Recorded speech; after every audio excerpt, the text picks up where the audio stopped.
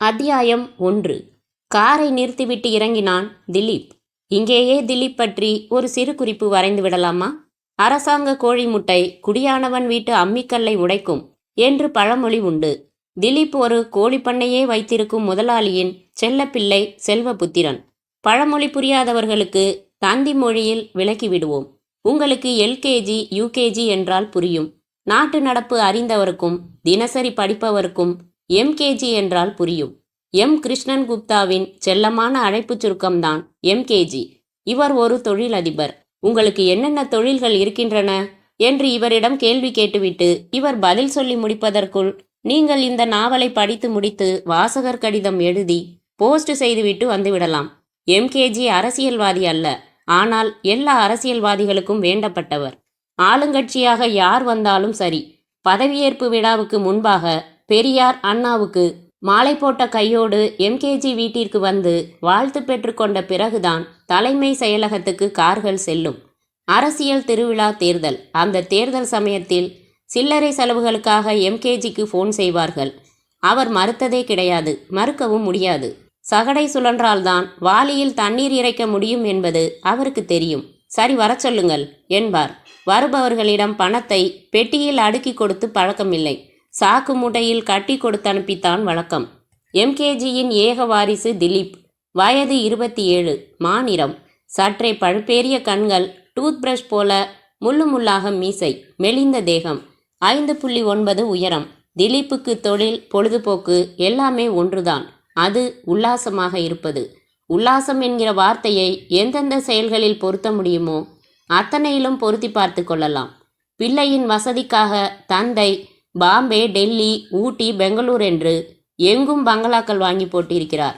ஒரு car repair ஆகிவிட்டால் அது சரியாகும் வரை திலீப் சிரமப்படுவானே என்று வகைக்கு ஒன்றாக அவனது உபயோகத்திற்கு மட்டும் 5 கார்கள் வாங்கி கொடுத்திருக்கிறார். திலீப் 3 பேர்கள் கொண்ட நண்பர்கள் குழு வைத்திருக்கிறான். 3 பேரும் அற்புதமான நண்பர்கள். இந்த பூமி உருண்டை என்பது பொய். அப்படி இருந்தால் அது சுழலும் போது கடல் தண்ணீர் எல்லாம் கீழே கொட்டிவிடாதா என்று திலீப் சொன்னால், அட, இதை நாங்கள் யோசிக்கவே இல்லையே, பூமி உருண்டை என்பது மகத்தான பொய்தான், விஞ்ஞானிகள் நம்மை ஏமாற்றி விட்டார்கள் என்று மூவரும் கோரஸாக பெரிய சத்தத்தில் ஜிங்சா. போன வாரம் ஹைதராபாத் போயிருந்தேன். ஹோட்டல்ல ஒரு கேபரே பார்த்தேன். மோனிஷான்னு பேரு. ஐயோயோ, பாம்பு நெளிகிற மாதிரி வயிற்ற நெளிச்சா பாரு. ஒரு சேட்டு 10 ரூபாய் கட்ட பிரித்து அவளுக்கு அபிஷேகமே செஞ்சான். நிறுத்துடா, அவளுக்கு ஃபோன் பண்ணு, ஃப்ளைட் பிடிச்சு வர சொல்லு, போட் கிளப் பங்களாவுக்கு வர சொல்லு, ஆட சொல்லு, 100 ரூபாய் நோட்டு கட்டு பிரித்து அபிஷேகம் பண்ணுறேன்னு சொல்லு. மறுநாள் மோனிஷா இந்த 4 பேர்களுக்கு மட்டும் வந்து ஆடியிருக்கிறாள், அபிஷேகம் பெற்றிருக்கிறாள். கதையின் முதல் வரியில் காரை நிறுத்திவிட்டு இறங்கின இந்த திலீப் அந்த நட்சத்திர ஹோட்டலின் முகப்பை நோக்கி நடந்தான். மகாராஜா தலை குனிந்து கண்ணாடி கதவை திறந்து விட்டார். பார்ட்டி நடக்கும் ஹால் 3வது மாடியில் இருந்தது. லிஃப்ட் வாசலில் நின்று பொத்தான் அழுத்தினான். 6, 5, 4, 3, 2, 1 ஜி என்று லிஃப்ட் இறங்கி வந்து கதவு திறந்தது. திலீப் உள்ளே நுழைந்து 3வது எண்ணை அழுத்த போன சமயம் எக்ஸ்கியூஸ் மீ என்று அழைப்பு கேட்டது. அவள் ஓடி வந்து உள்ளே நுழைந்து கொண்டாள். 3rd ஃப்ளோர் ப்ளீஸ் என்றாள். அவள் அழகாயிருந்தாள் என்பதோடு வர்ணனையை முடித்து கொண்டாள். அது அவளின் அழகை அவமானப்படுத்துவதாகும். வருடத்தின் 365 நாட்களில் குறைந்தது 300 பெண்களை அந்தரங்கமாக சந்திக்கிற திலீப்பிற்கே தன்னை அறியாமல் புருவங்கள் உயர்ந்தன. அவள் டார்க் வயலட் நிறத்தில் சுடிதார் அணிந்திருந்தாள். அதில் ஜிகினா ஜரிகை வேலைப்பாடுகள், தங்க கைகளில் மேட்சாக பிளாஸ்டிக் சதுர வளையல்கள்.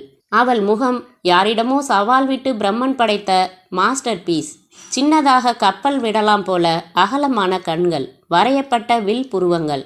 நேராக பார்த்தாலும் பக்கத்தோற்றத்தில் பார்த்தாலும் அழகான நாசி. நாசிக்கு அச்சகத்தையே அவள் பெயருக்கு எழுதி கொடுத்து விடலாம் அந்த இதழ்களுக்காக. அந்த இதழ்களை ஒரு லிஃப்டுக்குள் 2 அடி இடைவெளியில் ஈர மினுமினுப்பு தெரியும் டைட் க்ளோஸ்அப்பில் பார்க்கும்போது ஒரு ஆண்மகனுக்கு உடனே வருகிற எண்ணம், முத்தமிட்டால் என்ன? சாதாரண ஆண்மகனுக்கே அப்படி தோன்றுமெனில் சல்லாபத்தை தொழிலாக கொண்ட திலீப்பிற்கு முத்தம் தாண்டி பல தோன்றியது. Hello, I am MKG Dilip என்று புன்னகைத்தான். ஹலோ என்றாள். அவளுக்குள் அந்த இன்சியல்ஸ் எந்த மாற்றங்களையும் ஏற்படுத்தியதாக தெரியவில்லை. மெட்ராஸ் தானா நீங்க என்றான். ஆமா, தேவலோகம்னு சொல்லுவீங்கன்னு நினச்சேன். அவள் ரசித்தாளா இல்லையா என்று அறியும் முன்பாக 3வது ஃப்ளோர் வந்துவிட அவள் நடந்தாள். அவளை மேற்கொண்டு தொடர நினைத்த போது அந்த சஃபாரி சூட் மனிதர் அவன் கையை வலிய பற்றி கொண்டு, ஹலோ திலீப், எப்படி இருக்கீங்க என்றார். நல்லா இருக்கேன் என்றான். அவரை அவனுக்கு 0.0001% கூட நினைவில்லை. அப்பா நல்லா இருக்காரா? எல்லாரும் நல்லா இருக்காங்க, கையை விடுறீங்களா, நான் கொஞ்சம் அர்ஜென்ட்டாக போகணும் என்று அவரிடமிருந்து விலகி வந்து தேடிய போது அவளை காணவில்லை. சஃபாரி சூட் ஆசாமியை பிடித்து அவர் மூக்கில் நச்சென்று குத்த விருப்பம் எழுந்தது. சிகரெட் பற்ற வைத்துக்கொண்டு ஏமாற்றத்துடன் தன் நண்பனின் அப்பாவின் பிறந்தநாள் பார்ட்டி நடைபெறும் ஹாலின் கதவை தள்ளி உள்ளே நுழைந்தான் திலீப். அந்த நீளமான குளிர்காலில் நிறைய மேல்தட்டு மனிதர்கள் கொத்து கொத்தாக நின்று ட்ரிங்க்ஸ் அருந்தி கொண்டிருந்தார்கள். கேக் வெட்டி முடித்திருந்தார்கள். என்ன திலீப், இவ்வளவு லேட் என்றான் நண்பன் ஜோதி. தன் அப்பாவிடம் அழைத்து சென்றான்.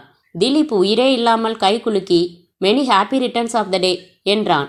சிறிய பரிசு பார்சலை கொடுத்தான்.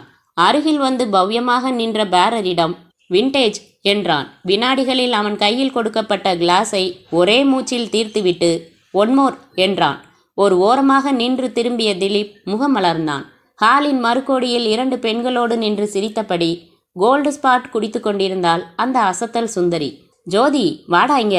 ஜோதி அருகில் வந்தான். யார் அது? மெட்ராஸில் நான் எப்படி மிஸ் பண்ணேன்? அவன் கண்காட்டிய திசையில் திரும்பி பார்த்த ஜோதி, வேணா, அவகிட்ட வேணா, விவகாரம் என்றான். உன்னை யாருன்னு மட்டும்தான் கேட்டேன்.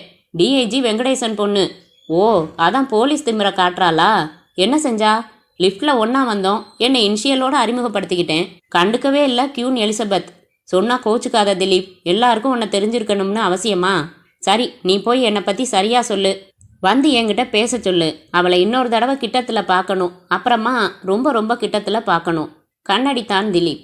எங்கள் அப்பாவும் டிஐஜியும் ஃப்ரெண்ட்ஸ். டிஐஜி ஊரில் இல்லை, அதனால் அவள் வந்திருக்கா. ரப்சர் வேணாம் திலீப். என்னடா இவன், அழகா இருக்காடா. இது வரைக்கும் நான் பார்த்த பொண்ணுங்களை விட அழகா. வந்து பேச சொல்லு. ஜோதி சற்று தயங்கிவிட்டு அவளை நோக்கி வந்தான். ஹலோ என்றான். ஸ்ட்ராவை விட்டு உதடுகளை எடுத்து நிமிர்ந்து அவனை பார்த்தாள். அதோ நிற்கிறாரே, அவர் பேர் திலீப், என் ஃப்ரெண்டு. விஐபி எம்கேஜி தெரியும்ல? தெரியாது என்றாள். உங்கள் அப்பாவுக்கு தெரியும், பெரிய விஐபி அவர், பயங்கரமான கோடீஸ்வரர். அவரோட ஒரே பையன் திலீப். சரி, அதுக்கென்ன? உங்ககிட்ட அவர் பேசணுமா? என்ன பேசணும்? ஜஸ்ட் லைக் தட், ஒரு 2 நிமிஷம் உங்களை அறிமுகப்படுத்திக்க விரும்புகிறான் என்றான் ஜோதி. ஒரு வினாடி தயக்கத்திற்கு பிறகு ஜோதியை தொடர்ந்தாள் அவள். இருவரும் திலீப்பை நெருங்கியதும், திலீப், இவங்க தான் டிஐஜி வெங்கடேசனோட பொண்ணு, மிஸ் மஞ்சுளா என்றான் ஜோதி. யாரையோ வரவேற்பவன் போல உடனே அங்கிருந்து விலகினான். என்னமோ பேசணும்னு சொன்னீங்களாமே, என்ன சார் என்றாள். Call me by name please, Dilip. என்ன விஷயம் என்றால் லேசான எரிச்சலுடன். அவசரமா எங்கேயாவது போகணுமா? ஆமாம், சொல்லுங்க. நீங்கள் என்னை பற்றி கேள்விப்பட்டதே இல்லையா மஞ்சு? ஐ மஞ்சுளா என்றால் சின்ன கோபத்துடன். நீங்கள் ரொம்ப அழகாக இருக்கீங்க. தேங்க்ஸ். நாம் 2 பேர் வெளியில் போகலாமா? எதுக்கு? உங்களுக்கு ஏதாச்சும் ஒரு சின்ன பரிசு கொடுக்கணும்னு ஆசைப்படுறேன். கமான், போகலாம். உங்களுக்கு இஷ்டப்பட்டதை வாங்கிக்கலாம், அட் எனி காஸ்ட். எதுக்காக பரிசு? உங்கள் அழகுக்கு. அதுக்கு பரிசு கொடுக்க நீங்கள் யாரு? திலீப் அதிர்ந்தான். இது சாட்டையடி. ஒரு மிட்டாய்க்கு மயங்குற பள்ளிக்கூட குழந்தையா நீங்கள் என்ன நினச்சிருந்தா யூ ஆர் ராங். உங்கள் சாகசங்களை வேற எங்கேயாவது வச்சுக்கோங்க. Good bye. சட்டென்று விலகி நடந்தாள். ஹாலின் கதவை தள்ளி கொண்டு வெளியே சென்று மறைந்தாள். திலீப் அவமானப்படுவதா? ச, மிஸ் மஞ்சுளா, நீ என்னை கொஞ்சத்தான் போகிறாய், அட் எனி காஸ்ட். அத்தியாயம் 2. கொஞ்சம் கூட நாகரிகமே இல்லாமல் பேசுகிறான் சூர்யா என்றாள் படபடப்பாக மஞ்சுளா. அவள் துப்பட்டாவை கொள்ளையடிக்கும் நோக்கத்துடன் வீசிக்கொண்டிருந்தது கடற்கரை காற்று. லைட் ஹவுஸின் வெளிச்சத் துடைப்பம் இருட்டு குப்பையை சுற்றி சுற்றி கூட்டிக் கொண்டிருந்தது. சூர்யா தன் ஃபியட் காரின் பேனட் மேல் அமர்ந்து 2 கைகளையும் மஞ்சுளாவின் தோள்களின் மேல் வைத்திருந்தான். சூர்யா கருப்பு நிற ரேமண்ட்ஸ் பேண்ட்டும் கிரீம் நிற அரைக்கை சட்டையும் அணிந்திருந்தான். அடர்த்தியான தலை காற்றில் கலையாமல் நின்றது. மெலிதான தங்க பிரேமில் கண்ணாடி போட்டிருந்தான். சிரித்தான். அவன் மீசையை பிடித்து இழுத்தாள் மஞ்சுளா. எவ்வளவு சீரியஸான விஷயம் சொல்லிக்கிட்டு இருக்கேன், என்ன சிரிப்பு வேண்டி கிடக்கு? மஞ்சு, கோயிலுக்கு போனா குருக்கள் கூட முதல்ல உன்கிட்ட தான் அர்ச்சனை தட்டை வாங்கிக்கிறாரு. உனக்கு மட்டும் நிறைய பூ கொண்டு வந்து கொடுக்கிறாரு. நீ பின்னாடி உட்காந்துருந்தா டிராஃபிக் கான்ஸ்டபிள் என்னை வெயிட் பண்ண வைக்காம உடனே சிக்னல் தராரு. ஹோட்டல்ல போய் உட்கார்ந்தா அடுத்த செகண்ட் சப்ளையர் ஆஜராகி என்ன சார் வேணும்னு கேட்குறான். இதெல்லாம் ஏன் ஏன் என்றாள். நீ அழகா இருக்கிறதால. இந்த அழகு இருக்கே, அது ஒரு வகையில் அவஸ்தை தான் மஞ்சு. ரசிக்கிற விஷயத்துல அழகான பெண்கள் தேசிய உடைமையாக்கப்பட்டுடுறாங்க. கொஞ்சம் முன்னாடி ஒரு பொண்ணு மாருதி ஓட்டிக்கிட்டு போனாலே, நான் கூட உங்ககிட்ட சொல்லல அந்த பொண்ணு ரொம்ப கியூட்டுன்னு சொன்னேனா இல்லையா? அதுக்காக என்றால் இடுப்பில் கைகளை வைத்துக்கொண்டு. இதெல்லாம் கண்டுக்காம போயிடணும். Just ignore it. சூர்யா, தூரத்துல இருந்து பார்க்கறதுக்கும் காதுல விழாம கமெண்ட் அடிக்கிறதுக்கும் நான் ஏதாவது சொல்றேனா? என்னை கூப்பிட்டு பேசி கேவலப்படுத்துறது என்ன நியாயம்? என்னை எவ்வளவு சீப்பா நினைச்சிட்டான் அவன். எனக்கு பிரசன்டேஷன் வாங்கி தர இவன் யாருன்னு கேட்குறேன். அதான் அவனையே கேட்டுட்டியே மஞ்சு. பின்ன ஆத்திரமா வராதா? அவன் யாரா இருந்தா எனக்கு என்ன? மரியாதை கொடுத்து பேசினா மரியாதை கொடுத்து பேசலாம். 2 வார்த்தை பேசுறதுக்குள்ள மஞ்சுன்னு கூப்பிடுறான். என்னமோ இவன் தான் பேர் வச்சது மாதிரி. அதான் வெடுக்குன்னு கேட்டுட்டு வந்துட்டேன். அவன் மூஞ்சி சட்டுன்னு சிவந்துடுச்சு. சரி விடு, அவனுக்கு தெரிஞ்ச நாகரிகம் அவ்வளவுதான். யார் அது எம்கேஜி? உனக்கு தெரியுமா சூர்யா? தெரியும். சுருக்கமாக சொல்லணும்னா பணக்கார ரவுடி, அரசியல்ல நல்ல செல்வாக்கு, தருதலையா ஒரே ஒரு பிள்ளை. அவனை தான் நீ மீட் பண்ணியிருக்க. அப்பா கிட்ட சொன்னியா? எதை? திலீப் உங்ககிட்ட வம்பு பண்ணினத. இதை போய் அவர்கிட்ட சொல்லணுமா? சொல்லிடு மஞ்சு என்றான் சூர்யா. விவகாரம் பெருசா வரும்னு நினைக்கிறியா சூர்யா? வரலாம். கொஞ்சம் 3rd ரேட் ரோக் அவன். கொஞ்ச நாளைக்கு எச்சரிக்கையாரு. அட்லீஸ்ட் செப்டம்பர் 14ஆம் தேதி வரைக்குமாவது. அன்னைக்கு என்ன? உதப்படுவ மஞ்சு. ஓ மை காட், அன்னைக்கு தான் நம்ம கல்யாணத்துக்கு தேதி குறிச்சிருக்காங்க இல்ல? ராக்கெட் விடுற மாதிரி நான் தேதி எண்ணிக்கிட்டு இருக்கேன். நீ சுத்தமா மறந்துட்ட பாத்தியா? உனக்கு இந்த கல்யாணத்துல ஆர்வமே இல்லையா மஞ்சு? என்ன கேள்வி இது? 3 வருஷமா லவ் பண்ணி என்ன ஆகுமோ ஏதாகுமோன்னு பதைச்சு கடைசியில் 2 பேர் சைடுலையும் பச்சை கொடி காட்டியிருக்காங்க. ஆர்வம் இல்லையான்னு கேட்குறியப்பா. பின்ன தேடி எப்படி மறக்கலாம்? தப்பு தப்பு தப்பு. தன் கன்னத்தில் போட்டுக்கொண்டாள் மஞ்சு. அத்தியாயம் 3. திலீப் உதட்டில் சிகரெட் வைத்துக்கொள்ள மாது அதனை பற்ற வைத்தான். முகத்தை உயர்த்தி புகையை விட்டம் நோக்கி ஊதினான். கையில் இருந்த கிளாஸை காலி செய்து வைத்தான். அப்படியா சொன்னா என்றான் நடேசன். எஸ், எனக்கு அந்த திமிர் பிடிச்சிருந்தது நடேசா. என்ன திலீப், நீ யாரு? நீ சொடுக்குனா என்ன என்ன நடக்குது? அவ உன்னை அவமானப்படுத்தியிருக்கா. நீ என்னடானா பிடிச்சிருந்ததுன்னு சொல்றியே என்றான் முரளி. முட்டாள்தனமா பேசாத. இதுவரைக்கும் நாம பார்த்த பொண்ணுங்க எல்லாம் கண்ணடிச்சதும் கலட்ட ஆரம்பிக்கிறவங்க. அவ அப்படி இல்ல. ஒரு பொண்ணுக்கு, அதுலயும் அழகான பொண்ணுக்கு அந்த தன்மானம் அவசியம் வேணும் என்றான் திலீப். ஒரு பெக் தானே ஆச்சு, நிதானத்துல தான் பேசுறியா? எஸ், இவ வேற டைப் மாது. அழகுன்னா சும்மா ரசிக்க வேண்டிய அழகில்ல, ஆராதிக்க வேண்டிய அழகு. தெய்வீக அழகு. நிக்க வச்சு பூ போடலாம், பார்த்துக்கிட்டே இருக்கலாம். தலைவருக்கு என்னமோ புட்டுக்குச்சுப்பா. எனக்கு அவளை பிடிச்சிருக்குடா. சரி, நான் அவளை லவ் பண்றேன். அப்புறம் நான் அவளை கல்யாணம் பண்ணிக்க ஆசைப்படுறேன். கல்யாணமா? அப்படி ஒன்று என் வாழ்க்கையிலையும் வேணாமா? அது ஒரு தொல்லைப்பா. மஞ்சுளா மாதிரி ஒரு பொண்ணு பொண்டாட்டியா வந்தா அது தொல்லை இல்லடா, தேவலோகம். தலைவா, ரொம்ப தான் உன்னை மயக்கி இருக்கா. உனக்கு இப்போ வேப்பில அடிச்சாகணும். பூசாரியை கூப்பிடவா? புது பூசாரி, ஆந்திரா பூசாரி. பூசாரிக்கு பேரு புஷ்பலதா. ஃபோன் பண்ணவா? பண்ணிக்க. வந்ததும் நீங்களே வேப்பில அடிச்சுக்கங்க என்று கிளாஸை வைத்து விட்டு எழுந்தான் திலீப். எங்கே போற நீ? இப்பவே நான் டாடி கிட்ட பேச போறேன். திலீப் வெளியே வந்து காரில் ஏறி புறப்பட்டான். தன் பங்களாவுக்கு வந்தபோது இரவு மணி 11:30. வேலைக்காரன் கதவு திறந்தான். டாடி இருக்காரா? இருக்கார் தம்பி. தூங்கிட்டாரா? இல்ல, ஏதோ படிச்சுக்கிட்டு இருக்காரு. மாடிப்படிகள் ஏறினான். தந்தையின் அரைக்கதவை தட்டிவிட்டு உள்ளே வந்தான். எம்கேஜி நீளமான இரவு உடையில் இருந்தார். ஒரு ஃபைல் புரட்டி கொண்டிருந்தார். அவர் மடியில் போமரேனியன் படுத்திருந்தது. என்ன திலீப் என்றார். நான் உங்க கூட பேசணும் டாடி. வியர்த்தான். எதிரில் அமர்ந்தான். நாயை தரையில் விட்டதும் அது வெளியே ஓடியது. ஃபைலை மூடினார். எனிதிங்கிறா? இல்ல டாடி, என் ஆசை எதையும் நீங்க நிறைவேற்றாம விட்டதில்ல. அதனாலேயே எல்லாம் மீறி கெட்டழிஞ்சு போயிட்ட. எல்லாம் தெரியும் திலீப். எங்கே போற, என்ன பண்ற, எல்லாம். கண்டிக்க வேண்டிய காலத்துல அசட்டையா இருந்துட்டேன். இப்போ ரொம்ப லேட்டுன்னு எனக்கு தெரியும். தோளுக்கு மேல ஒசந்துட்ட. இப்போ கண்டிப்பு உனக்கு ரொம்ப கசக்கும், வெறுப்பை வளர்க்கும். என் ஒரே புள்ள என்னை வெறுக்கிறத என்னால் ரசிக்க முடியாது. அதனாலேயே விட்டுட்டேன். ஓம் போக்குக்கு விட்டுட்டேன். ஓடுற வரைக்கும் ஓடி ஒரு நாளைக்கு மூச்சிறைக்க நிப்ப. அது வரைக்கும் கேட்கறதில்லன்னு விட்டுட்டேன். எம்கேஜி தன் பைப்பில் புகையிலை தூளை நிரப்பினார். உதட்டில் வைத்து தீப்பெட்டி தேட திலீப் தன் பாக்கெட்டில் இருந்து லைட்டர் எடுத்து கொளுத்தினான். என்ன சொல்லு? எனக்கு ஒரு கல்யாணம் பண்ணி வைங்க daddy. Really? Are you interested? அதில் என்ன இருக்கு உனக்கு புதுசா? தலை குனிந்து அமைதியாக நின்றான். என்ன திடீர்னு? எனக்கு ஒரு பொண்ணை ரொம்ப பிடிச்சிருக்கு. லவ்வா? நான் மட்டும்தான். அவ மனசு தெரியாது, அதிகமாக பழகலை. ஒழுங்கா குடுத்தனம் நடத்துவியா? Yes daddy. அவளை பொறுப்பா பார்த்துப்பியா? நிச்சயமா டாடி. எனக்கும் வாழ்க்கையில் ஒரு பிடிப்பு வரும் டாடி. சந்தோஷமா இருக்கு கேட்கறதுக்கு. யார் அது? மஞ்சுளா, டிஐஜி வெங்கடேசன் பொண்ணு. போலீஸ்காரன் பொண்ணு தான் கிடைச்சாளா? அவ தானே அழகா இருக்கா? விளையாட்டு எதுவும் இல்லையே. சீரியஸாக கல்யாணம் பண்ணிக்க இஷ்டப்படுறியா Dilip? Double serious, triple serious. அவகிட்ட உன் விருப்பத்தை சொன்னியா? இல்லை, ஒரே ஒரு தடவை தான் சந்தித்தேன். இலக்கிய காதலா? எம்கேஜி சிரித்தார். இப்படி அர்த்த ராத்திரியில் நீ இப்படி படபடப்பா பேசுறன்னா யூ மீன் இட் புரியுது. நான் பேசுறேன், போய் தூங்கு. தண்ணி அடிச்சிருக்க, வெறும் வயத்தோட படுக்காம ஏதாச்சும் சாப்பிட்டு போய் தூங்கு. Good night. Good night daddy என்றான் உற்சாகமாக திலீப். அத்தியாயம் 4. வெங்கடேசன் ஷேவ் பண்ணி முடித்து கண்ணாடியில் தன் முகத்தை இப்படியும் அப்படியுமாக திருப்பி பார்த்து கொண்ட போது வீட்டு வாசலில் ஒரு அம்பாசிடர் காரும் தொடர்ந்து ஒரு டாட்சன் காரும் வந்து நிற்க, அம்பாசிடரில் இருந்து எம்கேஜியின் செக்ரட்டரி இறங்கினான். வாசலுக்கு வந்தான். வெங்கடேசனை பார்த்தான். சார், எம்கேஜி உங்க வீட்டுக்கு வந்திருக்காரு. டிஐஜி வெங்கடேசனுக்கு பெரிய அதிர்ச்சியாக இருந்தது. எம்கேஜி எவ்வளவு பெரிய ஆள், அவர் என் வீடு தேடி வருவதா? ஏன், வர சொல்லுங்க என்றார் படபடப்பாக. அறைக்குள் ஓட்டமாக வந்து கைக்கு கிடைத்த சட்டையை எடுத்து அணிந்து கொண்டு சமையலறையில் இருந்த தன் மனைவிக்கு ஒரு குரல் கொடுத்துவிட்டு ஹாலில் இருந்த சோஃபாவில் கலைந்து கிடந்த செய்தித்தாள்கள், வார இதழ்கள் எல்லாம் அப்புறப்படுத்தி, வாங்க சார், உள்ள வாங்க என்றார். எம்கேஜி உள்ளே வந்து அவரோடு புன்னகையுடன் கை குலுக்கிவிட்டு அமர்ந்தார்.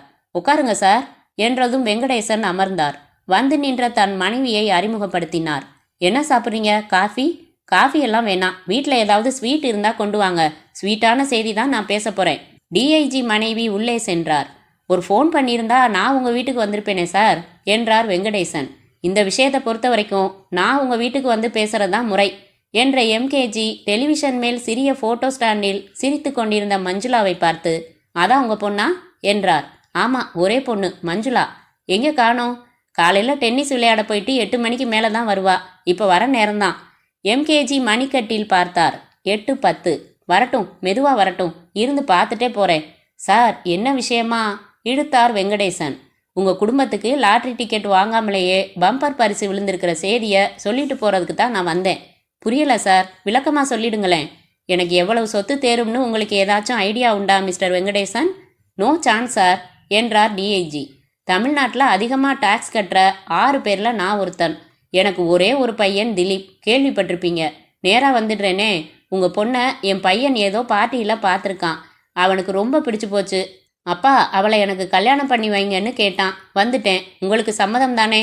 அதிர்ந்து போனார் வெங்கடேசன். திலீப் ஒரு சரியான பெண் பொறுக்கி என்பது போஸ்டர் அடித்து ஒட்டாமலேயே ஊரெல்லாம் தெரிந்த விஷயம். அவனுக்கு பெண் கேட்டு வந்திருக்கிறாரே.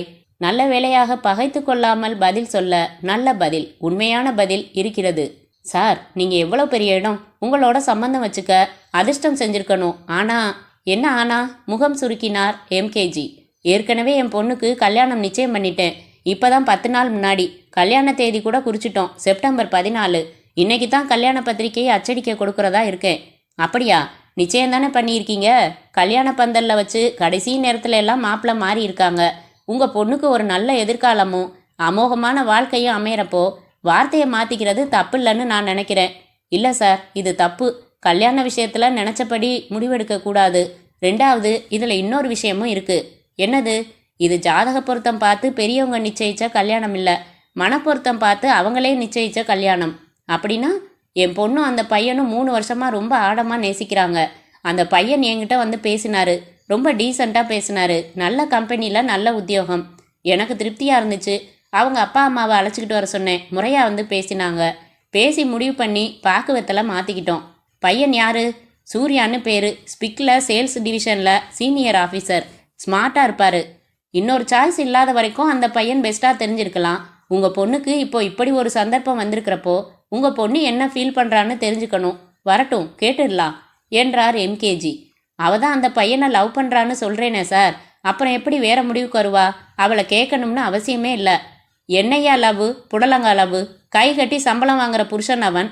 அந்த மாதிரி 1000 ஆஃபீஸர் என்கிட்ட கை நீட்டி சம்பளம் வாங்குறானுங்க. ஏன் ஒரே வாரிசு திலீப். ராணி மாதிரி ஒரு ராஜ வாழ்க்கை. எம்கேஜி சொல்லி கொண்டிருக்கும்போது வாசலில் கைநட்டி ஹோண்டா ஸ்கூட்டர் வந்து நிற்க மஞ்சுளா இறங்கி சிறிய தயக்கத்துடன் உள்ளே வந்தாள். டென்னிஸ் உடையில் இருந்தாள். வெங்கடேசன் அவளுக்கு எம்கேஜியை அறிமுகப்படுத்தி அவர் வந்திருக்கும் நோக்கத்தையும் அவருக்கு தான் சொன்ன பதிலையும் சொன்னதும், இதோ பாருமா என்றார் எம்கேஜி. நீ உடனே பதில் சொல்லணும்னு அவசியம் இல்லை, யோசிச்சு சொல்லு. இது உனக்கு வந்திருக்கிற அதிர்ஷ்டம். இதை நிராகரிக்கிறது பைத்தியக்காரத்தனம். சார், எனக்கு யோசிக்க அவகாசம் வேண்டியதில்லை. ஏன்னா இதில் யோசிக்கிறதுக்கே எதுவும் இல்லை. எல்லா பொண்ணுங்களும் சந்தோஷமாக வாழணும்னு தான் ஆசைப்படுவா. ஏன் சந்தோஷம் சூர்யாவோட வாழ்றதுல தான் இருக்கு. இந்தியாவுக்கே பிரதமர் ஆக்குறேன்னு சொன்னாலும் எனக்கு அந்த வாய்ப்பு வேண்டியதில்லை. எனக்கு சூர்யா போதும். தயவு செஞ்சு இந்த விஷயத்த விட்டுடுறீங்களா எம்கேஜி எழுந்து கொண்டார். கண்கள் சிவந்திருந்தன. நீ யார்கிட்ட பேசுறேன்னு தெரிஞ்சுதான் பேசுறியாமா? நீங்க யாரா இருந்தாலும் என் முடிவு மாற போறதில்ல சார். அப்படியா? டிஐஜி சார், உங்க பொண்ணு தான் பைத்தியக்காரத்தனமா பேசுறா. நீங்க அவளுக்கு எடுத்து சொல்ல போறீங்களா? இல்ல? மன்னிக்கணும் சார், இது அவளோட வாழ்க்கை பிரச்சனை. இதுல தீர்மானிக்கிற உரிமை முழுக்க அவளுக்கு தான். இதுல நான் தலையிடுறதோ வற்புறுத்துறதோ அநாகரிகம். ரெண்டாவது, எனக்கும் அதுல விருப்பம் இல்லை. உங்க பையனுக்கும் எவ்வளவோ பெரிய இடங்கள்ல இருந்து பொண்ணு கொடுக்க தயாரா இருப்பாங்க. குறுக்கிட்டார் எம்கேஜி. அதெல்லாம் எனக்கு தெரியும். மேற்கொண்டு என்ன செய்யணும்னு எனக்கு தெரியும் என்றார். வேகமாக தன் காருக்கு நடந்தார். அத்தியாயம் 5. கதவு தட்டப்பட்டது. கட்டிலில் குப்புறப்படுத்து நாவல் படித்து கொண்டிருந்த சூர்யா எழுந்தான். லுங்கியை சரியாக கட்டிக்கொண்டான். அரை கதவை திறந்தான். நின்றிருந்தவனை அடையாளம் தெரியவில்லை. என் பேர் மேனன். எம்கேஜி தெரியுமா? அவரோட செக்ரட்டரி. உங்களோட பேசணும். உள்ள வரலாமா? தாடையில் தாடி வைத்திருந்தான். வலது கையில் பெட்டி வைத்திருந்தான். சூர்யாவின் தலையசைப்புக்கு பின் உள்ளே வந்தான். சூர்யா நாற்காலி பிரித்து போட்டுவிட்டு கட்டிலில் அமர்ந்தான். நேரா விஷயத்துக்கு வரட்டுமா என்றான் அவன். ப்ளீஸ். எம்கேஜி, உங்க காதலி மஞ்சுளா வீட்டுக்கு வந்த விவரம் உங்களுக்கு தெரிஞ்சிருக்கும். தெரியும். என்ன விலைன்னு கேட்டுட்டு வர சொன்னாரு. எதுக்கு? இந்த போட்டியில இருந்து நீங்க விலகிக்கிறதுக்கு, உங்க காதலை விட்டு கொடுக்கறதுக்கு. சுறுசுறுவென்று கோபம் ஏறியது சூர்யாவுக்கு. அடக்கி கொண்டான். என்ன விலை தருவார் உங்க எம்கேஜி? பெட்டியை கட்டில் மேல் வைத்தான் மேனன். அதன் பெட்டி லாக்குகளை கிளிக் கிளிக் என்று திறந்தான். உள்ளே பணக்கட்டுகள் அடுக்கப்பட்டிருந்தன. இதுல 3 லட்சம் ரூபாய் இருக்கு. அப்புறம் பத்தலன்னா மேற்கொண்டு கேட்கலாம். உச்சமாக எழுந்த ஆத்திரத்தை கட்டுப்படுத்தி கொண்ட சூர்யா அமைதியாக சொன்னான். உங்க முதலாளி பணத்தாலேயே எதையும் ஜெயிச்சு பழகியிருக்காரு. காதலையும் ஒரு வியாபார பொருளாதான் அவரால் பார்க்க முடியும். அவர் தன் சொத்துல பாதி என் பேருக்கு எழுதி வைக்கிறதா இருந்தா கூட என் மனசு மாறாதுன்னு பக்குவமா சொல்லிடுங்க. ஒரு நல்ல வாய்ப்பை நீங்க இழக்கிறீங்க சார். பணம் சம்பாதிக்கிறதான் வாய்ப்புன்னு நினைக்கிறவன் இல்லைன்னா பணத்துக்காக நாட்டையே காட்டி கொடுக்குற துரோகிகள் நிறைய பேர் இருக்காங்க. நான் அந்த ஜாதி இல்லை. அப்போ உங்க முடிவு அதுதானா? 2 தடவை சொல்லணுமா உங்களுக்கு? எம்கேஜியை பத்தி உங்களுக்கு அதிகமா தெரியலன்னு நினைக்கிறேன். அவரை பகைச்சுக்கிறது உங்க எதிர்காலத்துக்கு நல்லதில்ல. தயவு செஞ்சு மிரட்டாதீங்க. நான் யாருங்க உங்களை மிரட்டுறதுக்கு? தபால்காரன் வேலை தான் எனக்கு. முதலாளி சொன்னதை இங்கே வந்து சொன்னேன். நீங்க சொன்னதை அங்க போய் சொல்ல போறேன். நடுவுல என் மனசுல பட்டதை சொல்றேன். தேங்க்ஸ் என்றான் சூர்யா எரிச்சலுடன். நான் புறப்படட்டுமா? நானே அதை சொல்றது நாகரிகம் இல்ல. மேனன் அந்த பெட்டியை மூடி கையில் எடுத்துக்கொண்டான். மிஸ்டர் சூர்யா, உங்க சொந்த ஊரு, அங்க யார் யார் இருக்காங்க? கல்யாணமாக வேண்டிய தங்கச்சி இருக்கா? அண்ணன் அண்ணி இருக்காங்களா? இந்த மாதிரி குடும்ப தகவல்கள் எல்லாம் என்ன சேகரித்து தர சொன்னாரு எம்கேஜி. நான் அவர் உப்ப திங்கிறவன், சொல்றத செய்ய வேண்டியவன். சேகரிச்சிட்டேன். உங்க 2வது தங்கை இந்த ஆணி மாசம்தான் வயசுக்கு வந்திருக்கு. தகவல் கரெக்டா? உங்க பெரிய தங்கை பெங்களூர்ல விமன்ஸ் ஹாஸ்டல்ல தங்கி பஸ் பிடிச்சு கம்ப்யூட்டர் கம்பெனிக்கு வேலைக்கு போகுது. தகவல் கரெக்டா? உங்க அண்ணி தினம் மஞ்சள் பூசி குளிக்கிறவங்க. இடுப்பு வரைக்கும் தொங்குற அடர்த்தியான பின்னல். தகவல் கரெக்டா? சூர்யாவின் அடிவயிற்றில் ஜிவ்வென்று நரம்புகள் இழுத்தன. எச்சில் விழுங்கினான். இது நாகரிகமான நாசுக்கான மிரட்டல். நீ உன் காதலை மறக்கப் போகிறாயா? இல்லை எங்கள் சக்தியால் அவர்களுக்கு ஏதாவது விபரீதம் உண்டு பண்ணி கொள்ளலாமா என்கிற கேள்வியை உள்ளடக்கிய நளினமான மிரட்டல். என்ன சார் சைலண்ட் ஆகிட்டீங்க? தகவல் எல்லாம் கரெக்டான்னு இன்னும் நீங்க சொல்லவே இல்லையே. அமைதியாக நின்றான் சூர்யா. செக்ரட்டரி புன்னகையுடன் அவன் அருகில் வந்து தோளில் கை வைத்தான். என்னது இப்படி வேர்க்குது? குழம்பி போயிட்டீங்களா சூர்யா? பதட்டமான மனநிலையில எந்த முடிவும் எடுக்கக்கூடாது. ஒரு 2 நாள் அவகாசம் எடுத்துக்கங்களேன். நல்லா யோசிங்க, முடிவுக்கு வாங்க. 2 நாள் கழிச்சு நான் மறுபடி வரேன். அது வரைக்கும் இந்த பெட்டி இங்கே இருக்கட்டுமா? மீண்டும் பெட்டியை மேஜை மேல் வைத்தான். இல்ல வேணாம், எடுத்துட்டு போயிடுங்க. அதான் 2 நாள் கழிச்சு வருவேனே, அப்பவும் நீங்க உங்க முடிவுல உறுதியா இருந்தா எடுத்துட்டு போயிடுறேன். அது வரைக்கும் உங்ககிட்டே இருக்கட்டுமே. நோ ப்ளீஸ், தயவு செஞ்சு அதை எடுத்துக்கிட்டு போயிடுங்க என்றான் பதட்டத்துடன் சூர்யா. சரி, எடுத்துட்டு போயிடுறேன். 2 நாள் அவகாசம் வேணுமா? இல்ல அதுவும் வேணாமா? இப்ப நான் போய் என்ன சொல்லட்டும்? நீங்க உங்க சொத்துல பாதி எழுதி கொடுத்தாலும் அவருக்கு காதல் தான் சார் பெருசுன்னு சொல்லட்டுமா? இல்ல 2 நாள் யோசிச்சு பதில் சொல்றதா சொன்னார்னு சொல்லட்டுமா? தவித்தான் சூர்யா. எம்கேஜி மிகப்பெரிய இடம். வெறும் வாய் சவடால் ஆசாமி இல்லை, சொல்வதை செய்து காட்டுபவர், நினைத்ததை நடத்தி காட்டுபவர். அவரை பற்றி நிறைய அதிபயங்கரமான செய்திகள் எல்லாம் கேள்விப்பட்டதுண்டு. செய்தித்தாள்களின் பக்கம் அந்த மாதிரி செய்திகளின் வாசனை கூட அடிப்பதில்லை. அப்படிப்பட்ட செய்திகள். என் குடும்ப தகவல்களை எல்லாம் சேகரித்திருக்கிறார். ஏன்? நிச்சயமாக விபரீத நோக்கம்தான். ஐயோ, நான் என்ன சொல்வது இப்போது? ஓகே மிஸ்டர் சூர்யா, உங்க தர்ம சங்கடம் எனக்கு புரியுது. 2 நாள் அவகாசம் கேட்டாருன்னே நான் சொல்லிடுறேன். நாளன்னைக்கு இதே நேரம் இங்க வரேன். Good bye. மேனன் பெட்டியோடு திரும்பி நடந்தான். கதவை சாத்தின சூர்யாவுக்கு இதய துடிப்பு அதிகரித்தது. அத்தியாயம் 6. அலுவலகத்தில் வேலை ஓடவில்லை. மேனன் சொல்லிவிட்டு போன வார்த்தைகள் சூறாவளி காற்றாக மனதில் சுழன்று அடித்துக் கொண்டிருந்தன. மின்சார கசிவின் காரணமாக தீ விபத்து. குடும்பத்தில் 7 பேரும் கருகி சாவு. பேப்பர்ல தீ விபத்து செய்தி படிச்சிருக்கியா சூர்யா? பத்திரிகைகள் எவ்வளவு அழகா மக்கள்கிட்ட பொய் சொல்லுது பாரு. அது ஏற்பாடு செய்யப்பட்ட விபத்தான். அந்த குடும்ப தலைவன் எம்கேஜியோட தொழிற்சாலை யூனியன் லீடர். அவரை எதிர்த்தவன். இப்ப நிஜமான செய்தி புரியுதா? நடிகை ஸ்ரீபானு விஷம் மருந்தி தற்கொலை. காதல் தோல்வியால் மனக்கசப்பு. காதலும் இல்ல தோல்வியும் இல்ல சூர்யா, நிஜம் வேற. ஸ்ரீபானுவை எம்கேஜி புள்ள திலீப் இல்ல, அவன் கொஞ்ச நாள் வச்சிருந்தான். 2 பேரையும் ஒன்னா பிரசிடென்ட் ஹோட்டல்ல நானே பார்த்திருக்கேன். கிடைக்கிற சௌகரியத்தை அனுபவிச்சுக்கிட்டு பேசாம இருக்க வேண்டியதானே அவ. கல்யாணம் பண்ணிக்க சொல்லியிருக்கா. தினம் 2 கல்யாணம் பண்றவன் அவன். இவளுக்கு மனைவி ஸ்தானம் கொடுப்பானா? சுத்தமா காரியத்தை முடிச்சுட்டு விஷம் குடிச்சதா செட்டப் பண்ணிட்டாங்க. எம்கேஜி நினைச்சா முடியாதது எது? மாம்பழம் கடைத்தெருவில் துப்பாக்கி சூடு. அரசியல் கோஷ்டி பூசல். பலி 8 பேர். அரசியல் இல்ல சூர்யா, எம்கேஜி குரூப்ல ஒரு பிரிவு துரோகம் பண்ணிட்டானுங்க. கஞ்சாட காட்டினாரு எம்கேஜி. ரோட்ல ஓட ஓட விரட்டி சுட்டு பொசிக்கிட்டானுங்க. ஒருத்தனையாவது அரெஸ்ட் பண்ணணுமே. அரசியல் கோஷ்டி மோதல்னு ஒரு கலர் பூசிட்டாங்க. 10 நாள் கழிச்சு சும்மா பையில மூடுறதுக்காக எவனாச்சும் சோம்பேறிங்க 2 பேரை கைது பண்ணி 5 வருஷம் உள்ள அனுப்பிச்சிடுவாங்க. சரியா போச்சு. அவ்வப்போது இது போல எத்தனையோ தகவல்கள் என் காதுக்கு வந்திருக்கின்றன. அந்த எம்கேஜியுடன் இப்போது நானே மோதுகின்ற நிலை. நினைத்தாலே நடுக்கமாக இருந்தது சூர்யாவுக்கு. ஒலித்த டெலிஃபோனை எடுத்தான். Hello, Surya here. மஞ்சு பேசுறேன் dear. Good morning. Good morning. என்ன சுரத்தே இல்லாம சொல்ற? உடம்பு சரியில்லையா? மனசு என்ன பண்ணுது? குழம்புது. தப்பாச்சே, உடனே தெளிஞ்சிடணுமே. மஞ்சு, நான் உன்னை பார்க்கணும். வரியா? வரட்டுமா? நீ வாயே, லஞ்சு பக்கத்து ஹோட்டல்ல சேர்ந்து சாப்பிடலாம். லீவு போட்டுடே, அப்படியே போய் கல்யாணத்துக்கு ட்ரெஸ் எடுத்துடலாம். ஈவினிங் ஆனால் கூட்டம் நெறியும். இன்னொரு நாள் எடுக்கலாம் மஞ்சு, முதல்ல பேசலாம். அதான் பேசுகிறமே 3 வருஷமா. This is very serious. அப்படின்னா முகத்துக்கு பவுடர் போட்டுக்காம வரணுமா? மஞ்சு, உன் ஜோக்கை ரசிக்கிற மூட்ல இல்லைனா. என்ன நீ இவ்வளவு டல் அடிக்கிற? சரி, நேரில் விசாரிக்கிறேன். எத்தனை மணிக்கு வரட்டும்? 1:30 என்றான் சூர்யா. 2 பாம்பே மீல்ஸ் என்றாள் மஞ்சுளா. பேரர் விலகியதும் மெனு கார்டை மூடி ஓரமாக வைத்துவிட்டு, கௌதம புத்தா, உன் மௌனத்தை இனி கலைக்கலாம் என்றாள் அருகில் சூர்யா பக்கம் திரும்பி. சூர்யா டம்ளரின் விளிம்பை ஒரு விரலால் தொட்டு சுற்றி கொண்டிருந்தவன் நிமிர்ந்தான். பெருமூச்சு விட்டான். தப்பு கணக்கு போட்டாச்சு மஞ்சு என்றான். ரப்பரால அழிச்சிட்டு சரியா போட வேண்டியதுதானே? ஐ செட் சீரியஸ். எம்கேஜி உன் வீட்டுக்கு வந்துட்டு உனக்கு ஏற்கனவே கல்யாணம் நிச்சயமாயிடுச்சு. அதுலேயும் லவ் மேரேஜ்னு தெரிஞ்சதும் பேசாம விலகிடுவார்னு நாம நினைச்சோமே, அது தப்புன்னு சொன்னேன். மஞ்சுளா இப்போது தீவிரமானாள். என்னாச்சு சூர்யா? எம்கேஜியோட செக்ரட்டரி நேற்று ராத்திரி என் ரூமுக்கு வந்திருந்தான். வந்து ஒரு பெட்டியில 3 லட்சம் பணம் வச்சு நீட்டினான். எதுக்கு? நான் உன்னை மறக்கிறதுக்கு. பத்தாதுன்னு சொன்னியா? எம்கேஜி தன் சொத்துல பாதி எழுதி வச்சாலும் இது நடக்காதுன்னு சொல்லிட்டேன். என்னப்பா நீ பொழைக்க தெரியாத பிள்ளையா இருக்கியே. இந்த உலகத்துல பணம் சம்பாதிக்கிறது தான் கஷ்டம். காதலி சம்பாதிக்கிறதா கஷ்டம்? எதுக்கும் நீ மறுபடி ஃபோன் பண்ணி 10 லட்சம் கிடைக்குமான்னு கேட்டு பாறேன். பாதி எனக்கு கொடுத்துடு, மீதி நீ எடுத்துக்கோ. அண்டா காக்கசம் அபு காக்கசும் மறந்துடு சீசேன்னு சொல்லிட்டு ஜோரா மறந்துடலாம் என்ன என்றாள் மஞ்சு தலையை சாய்த்து அவனை பார்த்து. விளையாடுற விஷயமா இது? அவன் கேட்டான், நீ மூஞ்சில அடிச்ச மாதிரி பதில் சொல்லி அனுப்பிட்ட.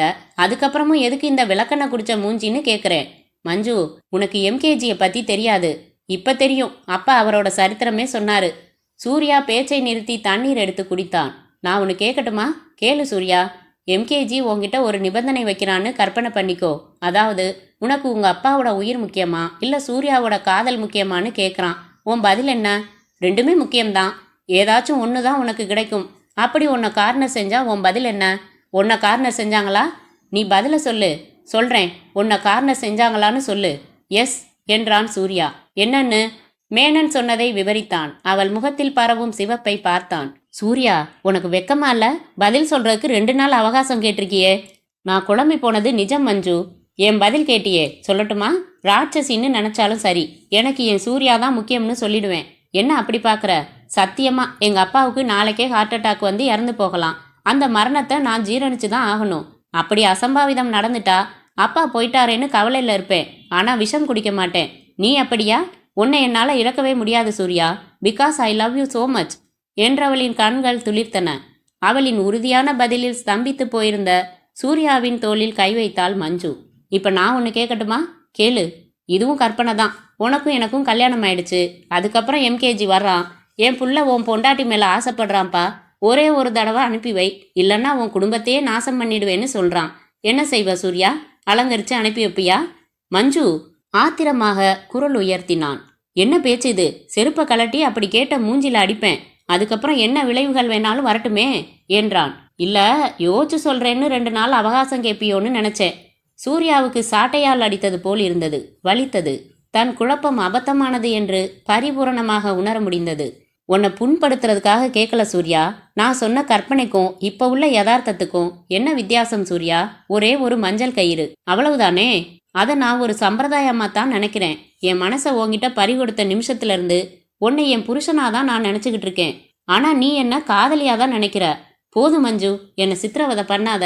கொஞ்சம் நான் தடுமாறிட்டேன். சரியா சொன்னா பயந்துட்டேன். அதுக்காக நான் உன் மேல வச்சிருக்கிற அன்பை சோதிச்சு பார்க்காத. இப்ப பயம் தெளிஞ்சிடுச்சு, குழப்பம் விலகிடுச்சு. I am sorry, very very sorry. அவள் கைகளை பிடித்து கொண்டான். Very good. இப்போ நடைமுறைக்கு வருவோமா?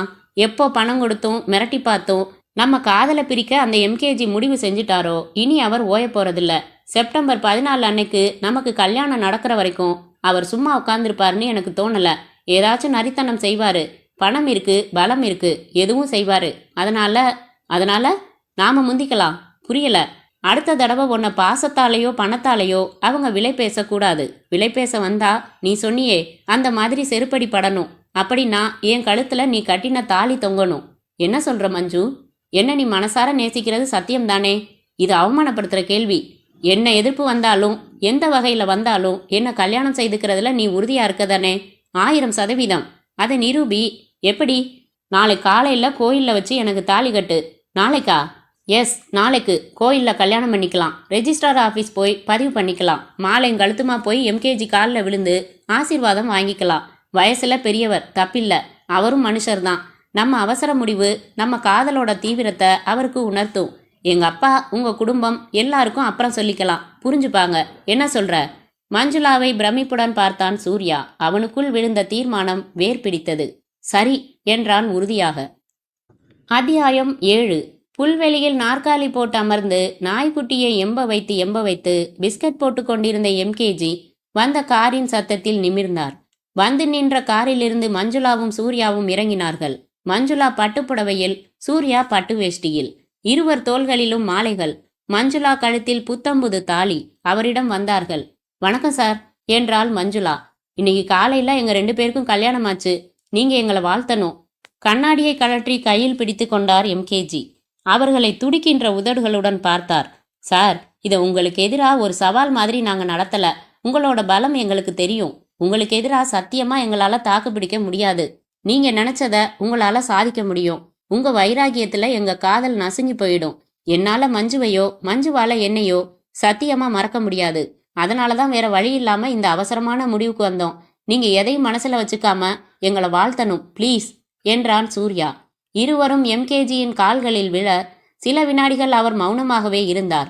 குனிந்த நிலையிலேயே இருவரும் தங்களுக்குள் பார்த்து கொள்ள, எந்திரிங்க, நல்லா இருங்க என்ற எம்கேஜி மேனன் என்று அழைத்தார். பங்களாவின் பால்கனியில் நின்று பார்த்து கொண்டிருந்தான் திலீப். இருவரும் எழுந்து கொண்டனர். தங்களை அவர் நிஜமாகவே தான் வாழ்த்தினாரா என்று நம்பிக்கை இல்லாமல் பார்த்தார்கள். உட்காருங்க என்றார். எதிர் நாற்காலிகளில் அமர்ந்தார்கள். மேனன் வந்து அவர்களை பார்த்து திகைத்து நிற்க, மேனன், இவங்க நம்ம விருந்தாளிங்க, ஜோரா விருந்து கொடுக்கணும், போய் ஏற்பாடு பண்ணு. சார், அதெல்லாம் வேணாம், உங்க வாழ்த்து மட்டும்தான் வேணும்னு வந்தோம். அதான் வாழ்த்தியாச்சே.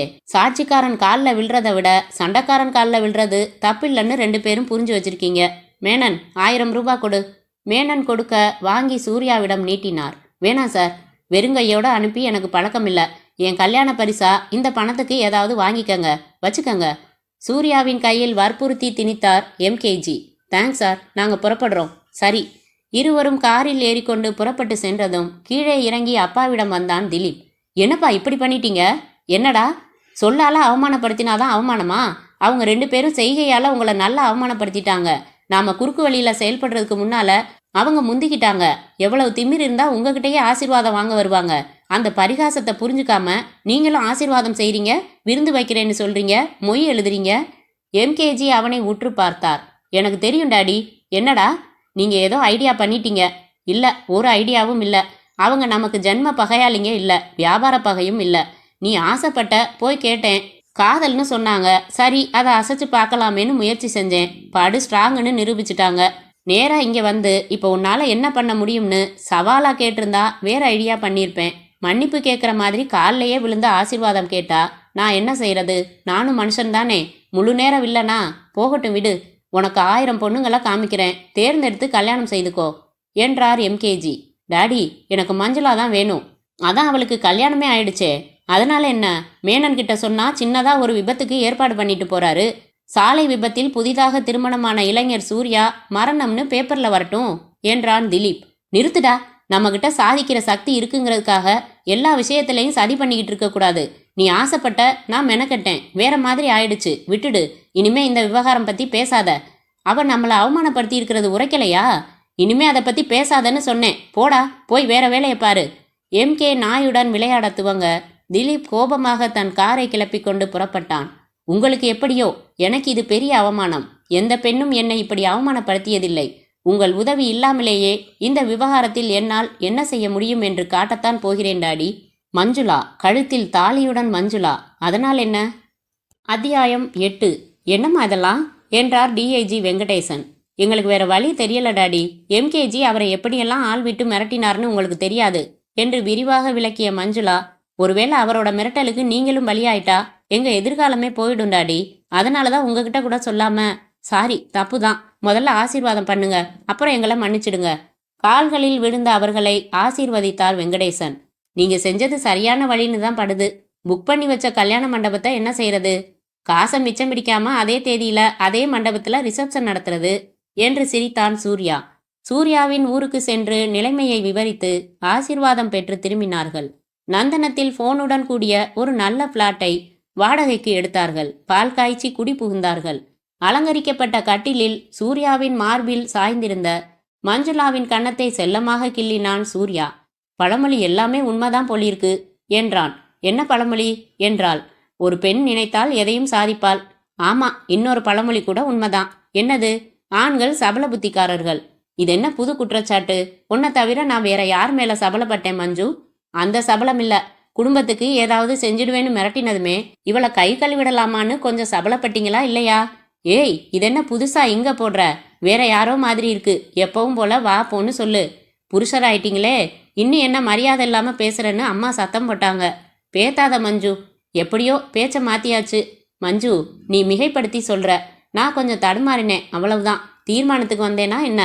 எம்கேஜியே நேர்ல வந்து நேரடியா மிரட்டி இருந்தா தீர்மானிச்சிருக்கலாமோ என்னவோ. போச்சு, இதை நீ விட போறதில்ல. வாழ்நாள் முழுக்க சொல்லி காட்ட போற. மேற்கொண்டு இதை பத்தி உன்னை பேச விடாம செய்ய எனக்கு இப்போதைக்கு வழி தெரியும். இந்த இடத்தில் முற்றும் போட்டு கதையை மங்களமாக முடிக்க எனக்கு ஆசைதான். ஆனால் உருப்படாத திலீப் இவர்களின் வாழ்வில் குறுக்கிட்டே தீர்வதென்று கருவி தொலைத்து விட்டபடியால் கதையை தொடரலாம். மஞ்சுளா மதிய தூக்கத்திற்கு பிறகு கண் விழித்த போது மணி மாலை 5:30. பதறி எழுந்தாள். 6 மணிக்கெல்லாம் தயாராக இரு, நான் வந்து விடுகிறேன். சினிமாவுக்கு போகலாம் என்று சொல்லி சென்றிருந்தான் சூர்யா. அவசரமாக பாத்ரூம் சென்று குளித்தாள். அறைக்குள் வந்து வார்ட்ரோப் திறந்து வைத்துக்கொண்டு யோசித்தாள். எந்த ட்ரெஸ்? லைட் ப்ளூ சூர்யாவுக்கு பிடித்த நிறம். லைட் ப்ளூ ஷிஃபான் புடவை எடுத்து கட்டிக்கொண்டாள். தலைவாரி குதிரைவால் கொண்டையாக ஸ்ட்ரெச் பேண்ட் போட்டுக்கொண்டாள். லைட்டாக முகத்திற்கு மேக்கப் போட்டுக்கொண்டு சென்ட் ஸ்ப்ரே செய்து கொண்டாள். சூர்யாவுக்கு லைட் ப்ளூ ஷர்ட்டும் டார்க் ப்ளூ பேண்ட்டும் எடுத்து கட்டில் மேல் தயாராக வைத்தாள். நகங்களுக்கு பாலிஷ் தடவி கொண்டாள். ஹாலுக்கு வந்து காத்திருந்தாள். ஒலித்த டெலிஃபோனை எடுத்தாள். ஹலோ என்றாள். மிஸ்ஸஸ் மஞ்சுளா சூர்யா? ஆமா, கமிஷனர் ஆஃபீஸ்லேருந்து இன்ஸ்பெக்டர் முருகப்பன் பேசுகிறேன். உங்கள் ஹஸ்பண்ட் சூர்யா இன்னைக்கு எந்த கலர் சட்டை போட்டுக்கிட்டு ஆஃபீஸ் போனாருன்னு உங்களுக்கு ஞாபகம் இருக்கா madam? Oh yes, cream colour plain full hand சட்டை. எது கேட்குறீங்க சார்? பிளாக் கலர் பேண்ட்டா? ஆமாம். பவர் கம்பெனி ஒயிட் ஷூவா? ஆமாம். எதுக்காக கேட்குறீங்கன்னு கொஞ்சம் சொல்லுங்களேன் ப்ளீஸ். அதிர்ச்சி அடையாதீங்க மேடம். நீலாங்கரை பக்கத்தில் ஒரு ரோட்டோரமாக ஒரு இளைஞர் முகத்தில் ஆசிட் வீசி இருக்காங்க. பக்கத்தில் ப்ரைவேட் ஹாஸ்பிட்டலில் இப்போ நாங்கள் அவருக்கு முதலுதவி கொடுத்துக்கிட்டு இருக்கோம். அவர் மணி பர்ஸில் இருந்த கார்டை வச்சு உங்களுக்கு ஃபோன் செய்கிறேன். சப் இன்ஸ்பெக்டர் ஒருத்தர் உங்கள் வீட்டுக்கு வந்துக்கிட்டு இருக்காரு. கொஞ்சம் பதட்டப்படாமல் அவரோட வந்து பாதிக்கப்பட்டிருக்கிறது உங்கள் கணவர் சூர்யாவான்னு பார்த்து சொல்லுங்க. மை காட், அவருக்கு எப்படி இருக்கு? முகத்தில் 3/4 சிதஞ்சிருக்கு. உயிர் இருக்கு, காப்பாற்றிடுவாங்கன்னு நம்புகிறோம். முதல்ல உங்களை நேரடியாக தொடர்பு கொள்றதுக்கு முன்னாடி டிஐஜி வெங்கடேசன் சாரைத்தான் நான் காண்டாக்ட் பண்ணேன். வெளியூர் போயிருக்கிறதா அவர் ஆஃபீஸில் சொன்னாங்க. திருச்சி போயிருக்காரு. கடவுளே, அது என் கணவனாக இருக்கக்கூடாது. அப்படி இருந்தா எங்களுக்கும் சந்தோஷம்தான் மேடம். போனை வைத்தாள் மஞ்சு. கரகரவென்று கண்களில் கண்ணீர் சுரந்தது. கிரீம் கலர் சட்டை, கருப்பு பேண்ட், பவர் ஷூ, மணி பர்சில் விலாசம், இத்தனையும் பொருந்துகிறதே. ஆசிட்! ஐயோ, ஏன்? யார்? ஆனாலும் தன் கணவனாக இருக்கக்கூடாது என்கிற நப்பாசையில் சூர்யாவின் அலுவலகத்திற்கு போன் செய்தாள். அவர் ரொம்ப நேரத்துக்கு முன்னாடியே புறப்பட்டு போயிட்டாரே. வாசல் அழைப்பு மணி ஒலித்தது. கதவை திறந்தாள் மஞ்சுளா. ஒரு சப் இன்ஸ்பெக்டர் நின்று கொண்டிருந்தார். மிஸ்ஸஸ் மஞ்சுளா, நான் தான். இன்ஸ்பெக்டர் முருகப்பன் போன் செஞ்சாரா மேடம்? செஞ்சாரு, போகலாமா என்றால் செருப்புகளை அணிந்து கொண்டு. போலீஸ் ஜீப்பில் வழியெல்லாம் சப் இன்ஸ்பெக்டர் அவளுக்கு ஆறுதல் சொல்லிக்கொண்டே வந்தார். நீலாங்கரை வந்தபோது முற்றிலும் இருட்டியிருந்தது. போலீஸ் ஜீப் முக்கிய சாலையிலிருந்து திசை திரும்பியது. ஒரு அடர்ந்த சவுக்கு தோப்பு வழியாக ஜீப் செல்ல, எங்கே போறோம் என்றாள் மஞ்சுளா. அந்த பிரைவேட் ஆஸ்பத்திரி கொஞ்சம் உள்ளடங்கி இருக்கு என்றார் சப் இன்ஸ்பெக்டர். சற்று தூரம் போன பிறகு அந்த மண் பாதையில் 2 விளக்குகளையும் போட்டுக்கொண்டு ஒரு வெள்ளை காண்டசா கார் நின்று கொண்டிருக்க அதன் அருகில் சென்று ஜீப் நின்றது. காரின் பேனட் மேல் அமர்ந்து சிகரெட் பிடித்து கொண்டிருந்தவனை அரை இருட்டில் சரியாக தெரியவில்லை. 2 புறங்களில் சவுக்கு மரங்கள். அவன் கீழே குதித்து முன்புறம் வந்தான். நல்வரவு மஞ்சு என்றான். அவனை உற்று பார்த்த மஞ்சுளா அதிர்ந்தாள். திலீப், இவனா? லேசான நடுக்கத்துடனும் குழப்பத்துடனும் இறங்கினாள் மஞ்சுளா. போலீஸ்காரன் பொண்ணாச்சே, அதனால உனக்கு தகுந்த மாதிரி நாடகம் செட்டப் செஞ்சு போலீஸ் ஜீப், இன்ஸ்பெக்டர் ட்ரெஸ் எல்லாம் வாடகைக்கு எடுக்க வேண்டியதா போச்சு என்றான் திலீப். எல்லாம் பொய்யா? நீ என்னை தேடி இப்படி அலங்கார தேவதையா வந்து சேர்ந்திருக்கிறது மட்டும்தான் நிஜம். நீங்க மெயின் ரோட்டுக்கு போங்கடா, மிச்சத்தை நான் பார்த்துக்கிறேன். போலீஸ் ஜீப் சல்லென்று ரிவர்ஸில் சென்றுவிட அந்த சவுக்கு தோப்பில் விளக்கு போட்ட அந்த காரும் திலீப்பும் அவளும் மட்டும். ஏதேதோ பறவைகளின் கீச் கீச் சத்தம், தேய் நிலவின் தேய்ந்த வெளிச்சம், சலசலக்கும் காற்று. திலீப், சூர்யா இங்க என்றாள். அவனுக்கு அதே இன்ஸ்பெக்டர் ஆஃபீஸுக்கு ஃபோன் செஞ்சு உனக்கு ஆக்சிடென்ட்னு சொல்லி ராயபுரத்துக்கு வர சொல்லிட்டாரு. உன் புருஷன் ராயபுரத்தில் நாங்கள் சொன்ன ஆஸ்பத்திரியில் உன்னை தேடி பார்த்துட்டு குழம்பி தவிச்சுக்கிட்டு இருப்பான். திலீப், எதுக்காக இதெல்லாம்? திலீப் சிரித்தான். தெரியாது, எதுக்குன்னு தெரியாது.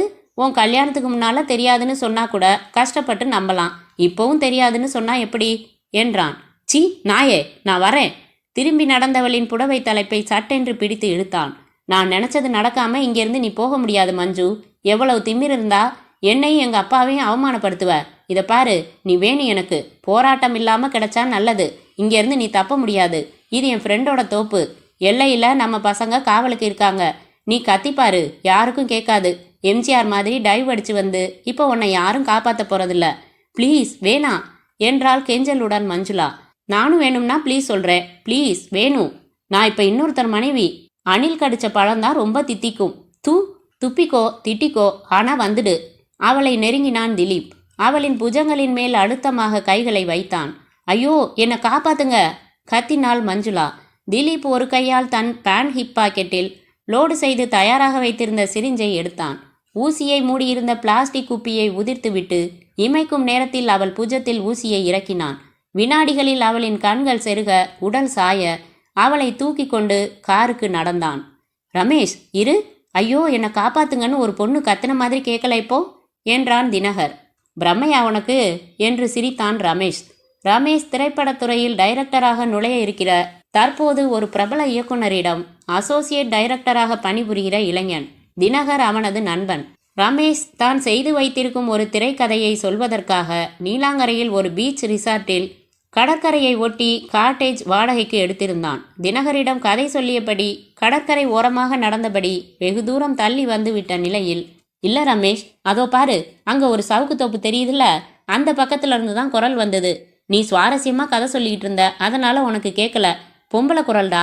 ஐயோ, என்னை காப்பாத்துங்கன்னு கேட்டது. இந்த பக்கம் வேற ஆள் நடமாட்டத்தை காணுமே. அந்த தோப்புக்குள்ளே எத்தனை பேர் இருக்காங்களோ. ஆயுதம் வச்சிருக்கலாம். நம்மக்கிட்ட என்ன இருக்கு? போய் அனாவசியமாக வம்பளை எதுக்கு மாட்டிக்கணும்? திரும்பி நடக்கலாம் வா. நீ சொல்லிட்டு வந்த கதையில் வர்ற ஹீரோ மட்டும்தான் அநீதியை எதிர்த்து போராடுவானா? இப்படி பொறுப்பு இல்லாமல் பேசாத ரமேஷ். என்னதான் நடக்குதுன்னு பார்த்துடலாம் வா.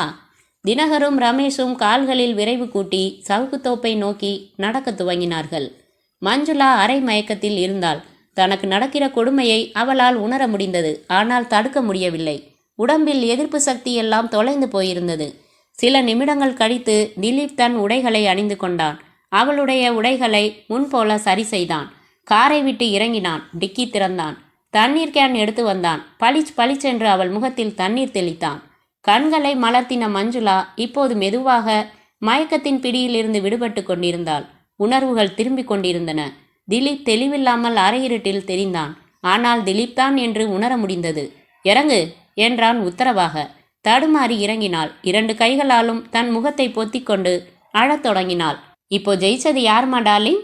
டேஷ்போர்டை திறந்து அந்த ரிவால்வரையும் சைலன்சரையும் எடுத்துக்கொண்டு காரை விட்டு வெளிப்பட்டான் திலீப். அவன் அந்த ரிவால்வரின் சைலன்சரை பொருத்துவதை பார்த்த மஞ்சுளாவின் முகத்தில் பீதி பரவியது. மஞ்சு, நீ கண்ணகி பரம்பரை, உன் கற்பு போயிடுச்சு. இனிமேயும் நீ இந்த உலகத்துல வாழ விரும்ப மாட்ட. அதனால உன்னை மேல அனுப்பி வச்சிடலான்னு நினைக்கிறேன். இதுல இன்னொரு சௌகரியமும் இருக்கு. இப்போ உன்னை உயிரோட விட்டேன்னு வையி, நீ என்ன செய்வ? அழுதுகிட்டே போய் உன் புருஷன்கிட்ட சொல்லுவ, உங்க அப்பன்கிட்ட சொல்லுவ. அவன் டிஐஜி, அனாவசியமா எங்களுக்கு தொல்லை கொடுப்பான். எதுக்கு வம்பு? உன்னை தீர்த்துட்டா உனக்கு ஃபோன் செஞ்சு சாமர்த்தியமா ஜீப்ல ஏற்றி கொண்டு வந்ததுக்கெல்லாம் சாட்சியே இல்லாம போயிடும். என்ன சொல்ற? காருக்கருகே தள்ளாடி நின்ற மஞ்சுளா உச்சமான அதிர்ச்சியில் வார்த்தைகளே இல்லாமல் உறைந்து போயிருந்தாள். திலீப் ரிவால்வரை அவளை நோக்கி உயர்த்தினான். அவளுக்கும் அவனுக்கும் 7 அடி தூரமே இடைவெளி இருந்தது. ஒரு மரத்தில் இருந்து 2-3 பறவைகள் சடசடத்து குறுக்கே பறந்தன. மிக தூரத்தில் அலையோசை, காற்றின் சத்தம் பிரதானமாக கேட்டது. மஞ்சுளாவை மேலும் 2 அடி நெருங்கின திலீப் சுட்டான். பெரிய அலறலோடு மார்பை பிடித்து கொண்டு மஞ்சுளா கீழே விழ, அதே வினாடியில் அவளுக்கு 4 அடி பின்னால் தீனமாக ஒலி எழுப்பியபடி ஒரு பறவையும் கீழே விழுந்தது. மஞ்சுளா ஒரே அலறலுக்கு பிறகு அடங்கி போனாள். ஆனால் அந்த பறவை தன் இறக்கைகளை 2-3 முறை சடசடத்து அடங்கியது. முதலில் திலீப்புக்கு எதுவும் புரியவில்லை. மஞ்சுளாவை தாண்டி வந்து கீழே பார்த்தான். இரத்த கசிவுடன் அந்த பறவையை பார்த்தான். அதை இறக்கையை பிடித்து கையில் எடுத்து பார்த்தான். பிறகுதான் புரிந்தது. மஞ்சுளாவை துளைத்த குண்டு மஞ்சுளாவின் முதுகு வழியாக வெளியேறி குறுக்கே பறந்து கொண்டிருந்த இந்த பறவையையும் தாக்கிவிட்டது. புறாவே, நீ இந்த மஞ்சுளாவை காதலித்தாயா என்ன? சேர்ந்து உயிரை விட்டிருக்கிறாயே.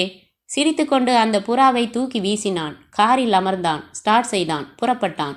காரின் முன் விளக்குகள் சலனமற்று கிடந்த மஞ்சுளாவின் உடலை தடவி விட்டு விலகின. கார் தோப்பை விட்டு வெளியேறியது. அத்தியாயம் 9. ஹலோ, அவசர போலீஸா? இங்கே நீலாங்கரையில் பிளாட்டினம் பீச் ரிசார்ட் ஹோட்டல்லேருந்து ரமேஷ் பேசுகிறேன் சார். இங்கே பக்கத்தில் ஒரு சவுக்கு தோப்புக்குள்ளே ஒரு பொண்ணு பொணமாக கிடக்கிறா. சத்தம் கேட்டு நாங்கள் போகிறப்போ ஒரு ஆள் வெள்ளை கலர் காண்டசாலை ஏறி புறப்பட்டு போனான். அந்த காரோட நம்பரை நாங்கள் நோட் பண்ணிட்டோம். TNJ 6897. நீங்கள் உடனே வாங்க சார். ஹோட்டல் ரிசப்ஷன்லேயே வெயிட் பண்ணுறோம். உங்களை ஸ்பாட்டுக்கு அழைச்சிட்டு போகிறோம் என்று பேசிவிட்டு ஃபோனை வைத்த ரமேஷிற்கு இன்னும் படபடப்பு அடங்கவில்லை.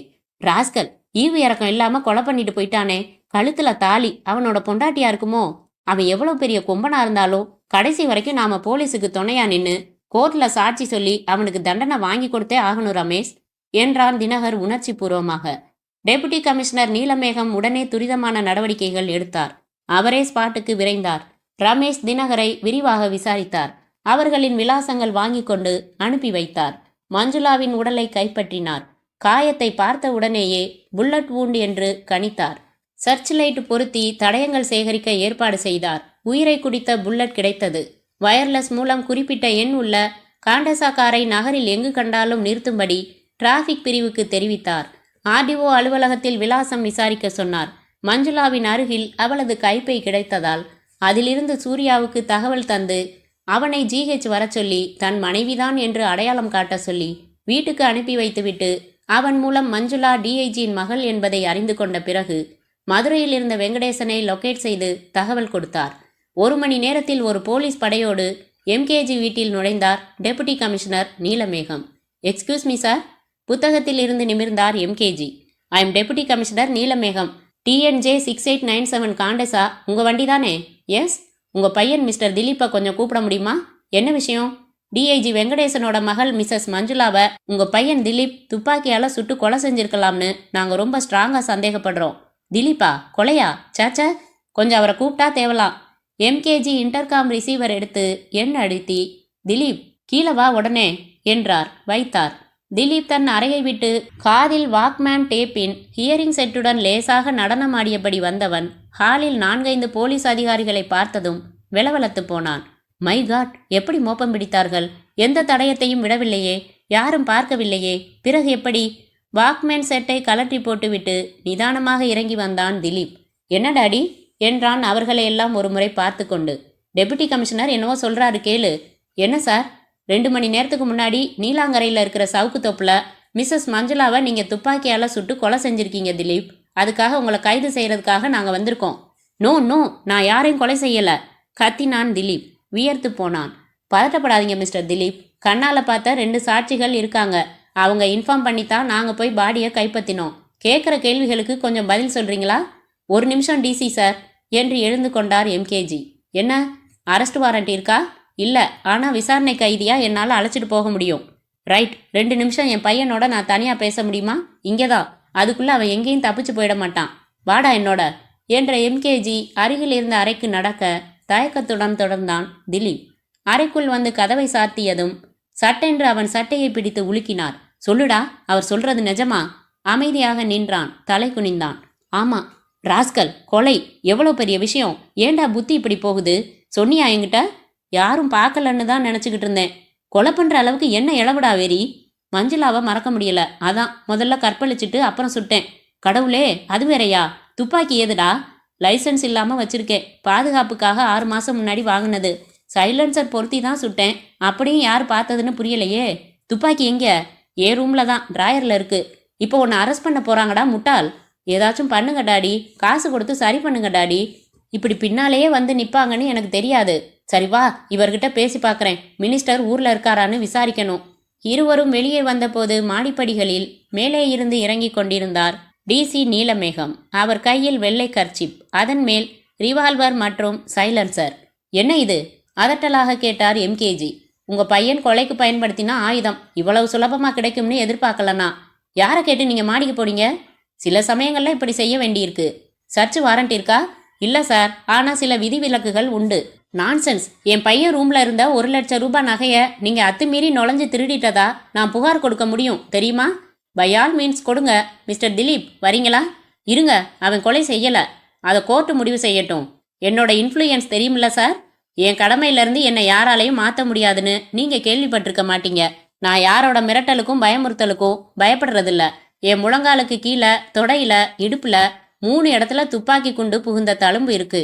தீவிரவாதி ஒருத்தனை தனி மனுஷனா போய் பிடிச்சப்ப வாங்கின பரிசு. அதனால நீங்க குண்டர்களை அனுப்பி பேசினாலும் சரி, பணத்தால பேசினாலும் சரி, இல்ல அரசியல் சிபாரிசு மூலமா பேசினாலும் சரி, எல்லாத்துக்கும் என்னால பதிலடி தர முடியும் என்ற டெபுட்டி கமிஷனர் நீலமேகம் நடந்து திலீப்பை அடைந்தார். அவன் கழுத்தில் கை வைத்தார். தள்ளினார். மரியாதையா போய் ஜீப்ல ஏறுடா நாயே, உனக்கு இனிமே மரியாதை கிடையாது என்றார். எம்கேஜியின் நெற்றி நரம்புகள் துடித்தன. அத்தியாயம் 10. மஞ்சுளாவின் படத்திற்கு மாலை போட்டு ஊதுபத்தி கொளுத்தி வைத்திருக்க சூர்யா சிவந்த கண்களுடன் ஒரே திக்கில் நிலைத்த பார்வை பார்த்து கொண்டிருந்தான். அவன் தோளில் கை வைத்தார் வெங்கடேசன். மாப்ள, எனக்கு இப்போ போய் சேர்ந்துட்ட மஞ்சுளாவை நினைச்சு கவலைப்படுறதா, இல்ல பிரம்ம பிடிச்ச மாதிரி நேத்துல எதுவுமே சாப்பிடாம வெறிச்சு பார்த்துக்கிட்டு இருக்கிற உங்களை நினைச்சு கவலைப்படுறதான்னு தெரியல. துக்கத்தை மனசுல தேக்கி வைக்காதீங்க. வாய் விட்டு அழுதுடுங்க ப்ளீஸ். திரும்பி அவரை பார்த்தான் சூர்யா. அழுதுட்டா அவளை கொண்டாந்து என் முன்னாடி நிறுத்திடுவீங்களா? என்ன பண்றது மாப்ள, வாழ்க்கையில சில சமயம் இப்படி அசம்பாவிதம் குறுக்க வந்துடுது. எனக்கு ஒரே பொண்ணு, பெத்து சீராட்டி வளர்த்து என் மனசுல எவ்வளவு துக்கம் இருக்கும். நீங்க போலீஸ்காரர், உங்களால எதையும் ஜீரணிச்சுக்க முடியுமாமா? நான் சாதாரண மனுஷன். அவ நோயில படுத்து செத்திருந்தா ஆறுதலா இருக்குமாமா? எவ்வளவு கொடூரமான சதி. அந்த திலீப்பை அரெஸ்ட் பண்ணிட்டாங்க. அது சும்மா ஐவாஷ். 1 வாரத்துல அவனை எம்கேஜி வெளியில கொண்டு வந்துருவாரு. ஜாலியா நமக்கு முன்னாடி அவன் சிரிச்சுக்கிட்டே கார்ல போவான். அது மட்டும் நடக்க போறதில்ல. ஏன்னா இந்த கேஸை டீல் பண்ற டிசி நீலமேகம் ரொம்ப நேர்மையானவர். அது மட்டும் இல்ல, சீஃப் மினிஸ்டருக்கு ரொம்ப நெருக்கம். சிஎம்க்கு எம்கேஜி மேல சில மன வருத்தங்கள் இருக்கு. அதனால இந்த விஷயத்துல எந்த அரசியல்வாதியும் தலையிட தயங்குவாங்க. அப்படியே தலையிட்டாலும் நடக்காது. மஞ்சுளா ஒரு டிஐஜியோட பொண்ணு. அதனால எல்லா பத்திரிகைகளும் கிளின்னு கிழிக்க போகுது. அந்த திலீப்பை தூக்கு மேடையில ஏத்தாம யாரும் ஓய போறதில்ல. சூர்யா சிரித்தான். எதுக்கு சிரிக்கிறீங்க? 9 கொலை பண்ணின குற்றவாளிகளையே தூக்குல போட 1000 தடவை யோசிச்சுக்கிட்டு இருக்கு நம்ம சட்டம். இந்த விஷயம் வேற. எந்திரிச்சு சாப்பிட வாங்க. மனசு கேட்கலமாமா. சினிமாவுக்கு போகலாம், ரெடியாருன்னு சொல்லிட்டு போனேன். எனக்கு திடீர்னு ஃபோன். ராயபுரத்தில் ரமணா ஆஸ்பத்திரியில் மஞ்சுளாவை ஆக்சிடென்ட் ஆகி அட்மிட் பண்ணியிருக்கிறதா ஒருத்தன் இன்ஸ்பெக்டர்னு சொல்லிக்கிட்டு பொருத்தமாக பேசினான். நம்புற மாதிரி பேசினான். எனக்கு கொஞ்சம் கூட சந்தேகம் வரல. எதுக்கும் வீட்டுக்கு ஒரு தடவை ஃபோன் பண்ணி பார்க்கலாமேன்னு ஒரு சின்ன யோசனை கூட வரல. அசடு மாதிரி புறப்பட்டு போய் அலைஞ்சிக்கிட்டு இருக்கேன். அந்த சமயத்தில் என்ன சாமர்த்தியமா அவளை கடத்திக்கிட்டு போய் வெடித்து அழத்து வாங்கிய சூர்யா வெங்கடேசனின் தோளில் சாய்ந்து கொள்ள அந்த அழுகை அவரையும் பற்றி கொண்டது. மரியாதைக்காக கதவை தட்டிவிட்டு அந்த பெரிய குளிர் அறைக்குள் நுழைந்தார் எம்கேஜி. 3 புறங்களிலும் வரிசை வரிசையாய் சட்ட புத்தகங்களை அடுக்கி வைத்துக்கொண்டு சுழல் நாற்காலியில் சாய்ந்திருந்த அட்வொகேட் சிதம்பரநாதன் எழுந்து நின்று வரவேற்றார். வாங்க சார், உட்காருங்க. என்ன விசாரிச்சிங்களா?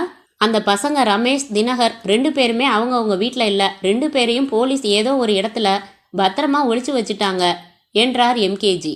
அப்படியா? அந்த 2 பேரும் எப்படி இருந்தாலும் சாட்சி சொல்றதுக்காக கோர்ட்டுக்கு வந்துதானே ஆகணும். கோர்ட்டில் வச்சே அவனுங்க வாய் திறக்கிறதுக்கு முன்னாடியே தீர்த்து கட்டுறதுக்கு என்னால் ஏற்பாடு பண்ண முடியும் வக்கீல் சார். சிதம்பரநாதன் 2 வரிசை பற்களும் தெரிய சிரித்தார். என்ன சார் சிரிக்கிறீங்க? என்னால் முடியாதுன்னு நினைக்கிறீங்களா? எல்லா வகையிலையும் நான் ஆள் வச்சிருக்கேன் சார். என் பையன் பண்ணினது தப்பு தான், பெரிய தப்பு தான். ஆனால் அவன் என் பையன், என்னோட ஒரே வாரிசு. அவனை விட்டு கொடுக்க முடியாது. 2வது, இப்போ இது ப்ரெஸ்டீஜ் விஷயமா போயிடுச்சு. பொலிட்டிக்கலாக என்னால் எதுவும் செய்ய முடியாமல் திணறேன். வேற யார் வீட்டு பொண்ணா இருந்தாலும் இந்நேரம் கேஸை ஒன்றுமில்லாமல் செஞ்சிருப்பேன். போலீஸ்காரன் பொண்ணா போய் தொலைஞ்சிட்டா. அதுலேயும் டிஐஜி. கேஸை நேரடியாக டீல் பண்ணுற டிசி நீலமேகம் எந்த வழிக்கும் ஒத்து வரதா இல்லை. ஹோல் டிபார்ட்மெண்ட்டும் என் பையனுக்கு எதிராக கங்கணம் கட்டிக்கிட்டு உழைச்சிக்கிட்டு இருக்காங்க. அதனால் என் பையனை காப்பாற்றுறதுக்காக 50 கொலையை சத்தமில்லாமல் சுவடில்லாமல் செய்யவும் நான் தயாராக இருக்கேன். ஆவேசமாக பேசிய எம்கேஜிக்கு மூச்சிரைத்தது. ரிலாக்ஸ், பதறாமல் பேசுங்க. என்ன சார் பதறாமல் பேசுறது? அவனை பெயிலில் கொண்டாட முடிஞ்சதா அவங்களால? கொலை ஆயுதம், அதில் கைரேகை, நேரடி சாட்சிகள் 2 பேர். இவ்வளவு ஆதாரங்கள் இருக்கிறதால ஜட்ஜு ஜாமீனில் விட மறுத்துட்டாரு. இப்போ என்ன செய்ய போறீங்க? நேற்று திலீப்பை ஜெயிலில் பார்த்து பேசிக்கிட்டு இருந்தப்போ நடந்ததையெல்லாம் ஒரு விபரத்தையும் விடாமல் விபரமாக சொல்லுன்னு 2வது தடவை சொல்ல சொல்லி கேட்டுக்கிட்டேன். அதில் அவன் சொன்ன ஒரு சின்ன தகவல் எனக்கு ஒரு புது நம்பிக்கையை கொடுத்துருக்கு. அதை பெருசாக ஊத முடியுமான்னு பார்த்துக்கிட்டு இருக்கேன். என் கேள்விக்கு பதில் சொல்லலையே. அந்த 2 சாட்சிகளையும் தீர்க்க ஏற்பாடு பண்ணட்டுமா? அவசியம் இல்லை சார். அவங்க கொடுத்துருக்கிற ஸ்டேட்மெண்ட்டை படித்தேன். ரொம்ப ஸ்ட்ராங்காக இல்லை, உடச்சிடலாம். Right sir, it is a deal. உங்கள் பையனை சட்டத்திலிருந்து காப்பாற்றி விடுதலை வாங்கி கொடுத்தா என்ன தருவீங்க என்றார் சிதம்பரநாதன் சிரித்தபடி. ஊட்டியில் இருக்கிற என் எஸ்டேட்டையே உங்கள் பேருக்கு எழுதி தரேன் சார். இது ப்ராமிஸ். எம்கேஜி வாக்கு தவற மாட்டான். கவலையை விடுங்க. கோர்ட்டில் உங்களையும் விசாரணைக்கு சேர்த்துருக்காங்க. நான் சொல்லித்தர மாதிரி சொல்லுங்க. திலீப் என்ன சொல்லணும்னு நான் சொல்லித்தரேன். மிச்சத்தை நான் பார்த்துக்கிறேன் என்று நம்பிக்கையான குரலில் சொன்னார் சிதம்பரநாதன். அத்தியாயம் 11. அந்த செஷன்ஸ் கோர்ட்டில் நீதிபதி வந்து அமர்ந்த பிறகு எல்லோரும் அமர்ந்தார்கள். அவர் தலைக்கு மேல் பொக்கைவாய் சிரிப்புடன் மகாத்மா நூல் மாலை அணிந்திருந்தார். வழக்கு ஒத்திவைப்புகள் சில முடிந்த பிறகு திலீப்பின் வழக்கு விசாரணை துவங்கி விசாரணை கூண்டில் திலீப் ஏற்றப்பட்டதும் அரசாங்க வக்கீல் மோகனசுந்தரம் நீதிபதியின் அனுமதி பெற்ற பின் வழக்கின் சுருக்கத்தை உரைத்தார். தொழிலதிபர் எம்கேஜியின் மகனான இந்த திலீப் காவல்துறை டிஐஜி வெங்கடேசனின் மகள் மஞ்சுளாவை திருமணம் செய்து கொள்ள ஆசைப்பட்டார். தன் விருப்பத்தை தன் தந்தையிடம் திலீப் தெரிவித்தார். எம்கேஜி வெங்கடேசனின் வீட்டிற்கு வந்து தன் மகனுக்கு பெண் கேட்டார்.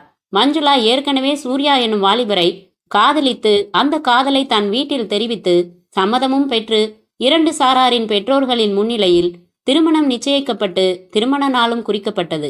இந்த விபரங்களை வெங்கடேசன் எம்கேஜியிடம் எடுத்துச் சொல்லி அதனால் அவரின் கோரிக்கையை நிறைவேற்ற இயலாத நிலையை விளக்கினார். நிச்சயமான திருமணத்தை ரத்து செய்ய சொல்லி எம்கேஜி வற்புறுத்தினார். அதற்கு வெங்கடேசனும் மஞ்சுளாவும் சம்மதிக்கவில்லை. இதனால் ஆத்திரமடைந்த எம்கேஜி தனது காரியதரிசி மேனனை சூர்யாவிடம் அனுப்பி வைத்தார். மேனன் சூர்யா தங்கியிருந்த அறைக்கு 3 லட்சம் ரூபாய் பணத்தோடு வந்து தன் காதலை விட்டு கொடுக்க சொல்லி கேட்டிருக்கிறார்.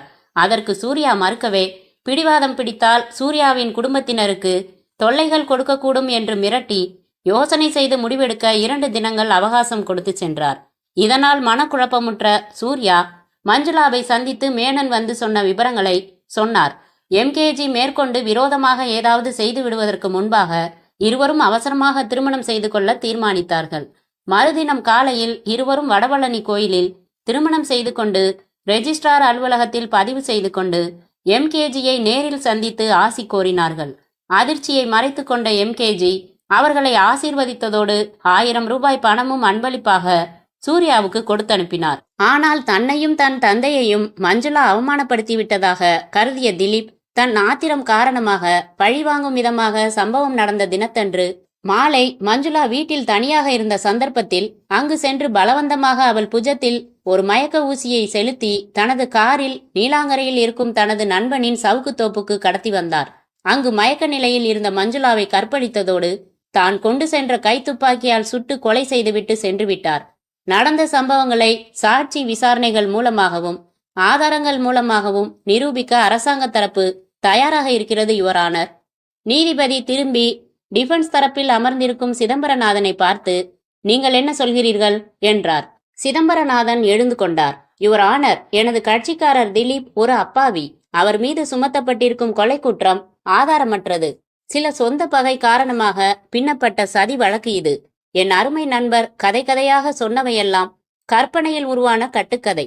அப்படி எந்த சம்பவமும் நடக்கவில்லை.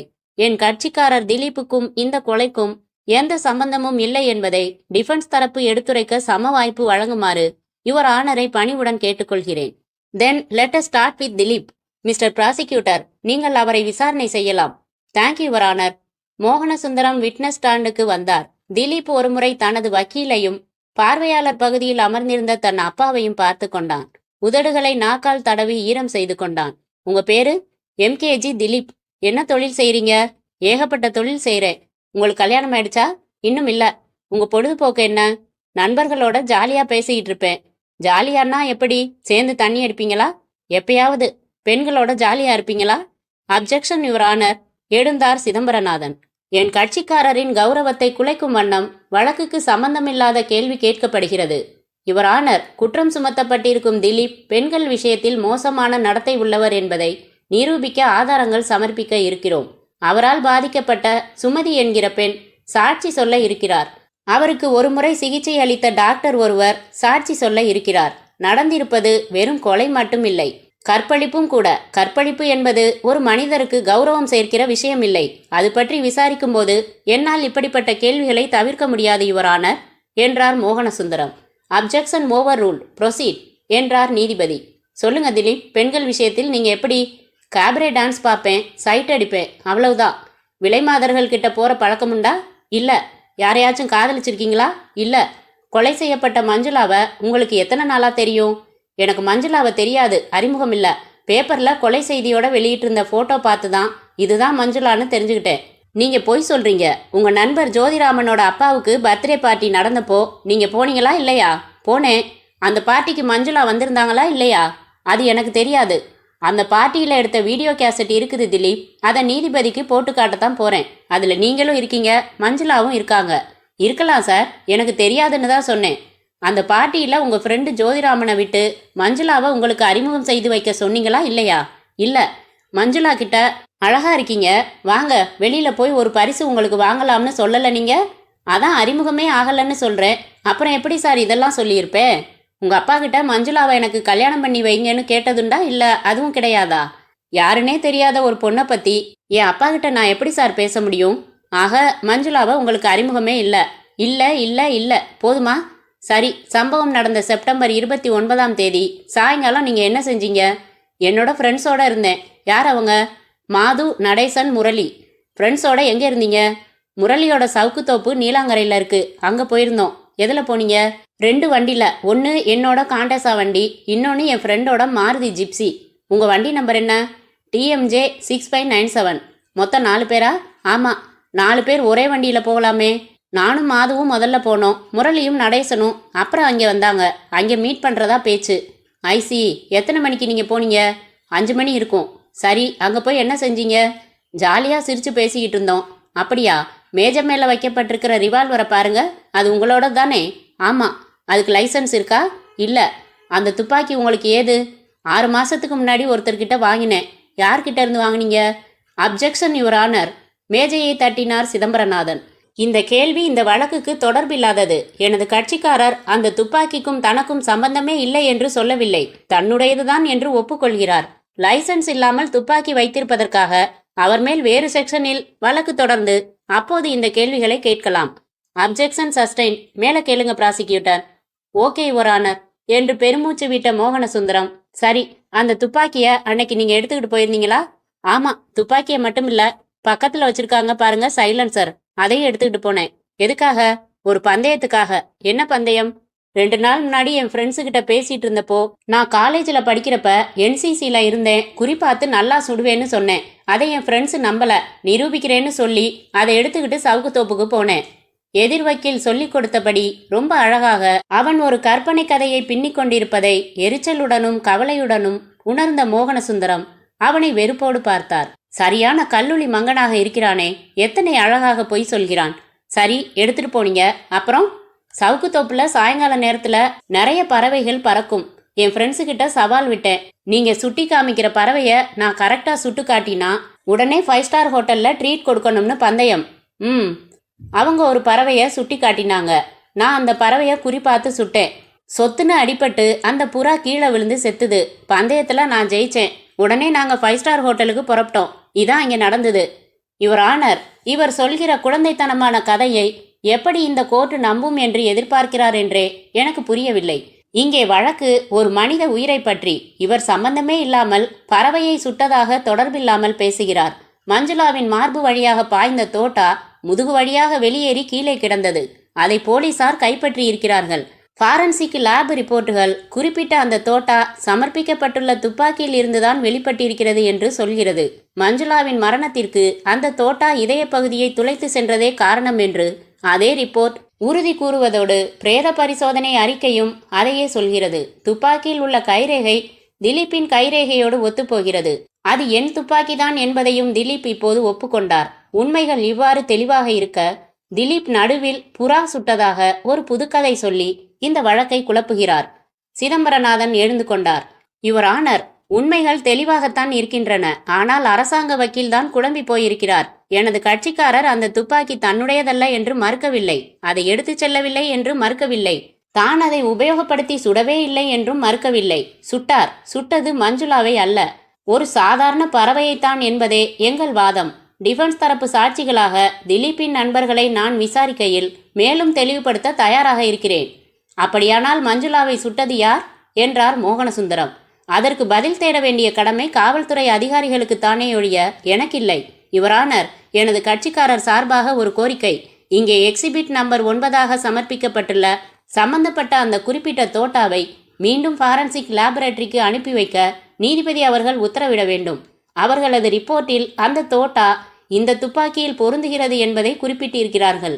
அந்த தோட்டாவில் இரத்தக்கரை இருந்ததாக குறிப்பிட்டிருக்கிறார்கள். ஆனால் அந்த இரத்தக்கரை எதனால் ஏற்பட்டது என்கிற குறிப்பு இல்லை. தோட்டாவில் லேசாக படிந்திருக்கும் கரையானது மஞ்சுளாவின் ரத்தம்தானா என்பதை மட்டும் குறிப்பிட்டு ஒரு ரிப்போர்ட் தர சொல்லும்படி நீதிபதி அவர்கள் உத்தரவிட கோருகிறேன். நீதிபதி மோகனசுந்தரத்தை பார்த்தார். அப்படி தோட்டாவை மீண்டும் லேபரேட்டரிக்கு அனுப்புவதில் உங்களுக்கு ஏதாவது மறுப்பு இருக்கிறதா மிஸ்டர் ப்ராசிக்யூட்டர்? இல்லை யுவர் ஆனர், தாராளமாக அனுப்பலாம் என்றார் மோகனசுந்தரம். அந்த தோட்டாவை மீண்டும் லேபரேட்டரிக்கு அனுப்பி நாளைக்கு கோர்ட்டு நேரத்திற்குள் ரிப்போர்ட் வாங்குமாறு காவல்துறைக்கு உத்தரவிடுகிறேன். நீங்கள் விசாரணையை தொடரலாம். மோகனசுந்தரம் மீண்டும் திலீப்பிடம் வந்தார். ஆக, நீங்க பறவையத்தான் சுட்டீங்க? ஆமா சார். பறவையை சுடுறதுக்கு எதுக்காக துப்பாக்கியில சைலன்சர் மாட்டிக்கிட்டீங்க? சைலன்சர் மாட்டாம சுட்டா பெரிய சத்தம் வரும். அரண்டு போய் எல்லா பறவைகளும் பதறி பறக்கும். 2வது, சுத்து வட்டாரத்துல துப்பாக்கி வெடிக்கிற சத்தம் கேட்டு என்னவோ ஏதோன்னு பதறி போயிடுவாங்களேன்னு தான் சைலன்சர் மாட்டிக்கிட்டேன். அதுக்கப்புறம் பறவையை என்ன செஞ்சீங்க? எங்க ஃப்ரெண்ட்ஸ் யாருக்கும் புறாக்கறி பிடிக்காது, அதனால தூக்கி வீசிட்டோம். கோர்ட்டு முழுக்க பெரிய சத்தத்தில் சிரித்தது. நீதிபதி கேவல் உபயோகப்படுத்தி அமைதி கொண்டு வர வேண்டியிருந்தது. தட்ஸ் ஆல் யுவர் ஆனர் என்று மோகனசுந்தரம் தனது நாற்காலியில் அமர்ந்து கர்ச்சீப் எடுத்து முகம் துடைத்து கொண்டார். அத்தியாயம் 12. உணவு இடைவேளையின் போது தனது சாம்பரில் Mohanasundaram deputy commissioner Neelamegam, DIG Venkatesan இவர்களை பார்த்து சொன்னார். புதுசா புறா சுடுறேன்னு ஒரு கதை விடுறானே, இதுவரைக்கும் போலீஸ் விசாரணையில ஒரு தடவை கூட இந்த மாதிரி அவன் பேத்தலையே. சிதம்பரநாதன் ட்ரெயின் பண்ணியிருக்காரு. அதான் தெளிவா புரியுதே. மஞ்சுளாவையே தெரியாதுன்னுட்டானே.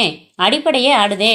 மோட்டிவ் என்ன சொல்ல முடியும்? அப்புறம் அந்த பார்ட்டியில எடுத்த கேசட் இருக்கே சார், அதுல மஞ்சுளா தனியா ஒரு இடத்துல கவர் ஆகியிருக்கா, இவன் தனியா கவர் ஆகியிருக்கான்.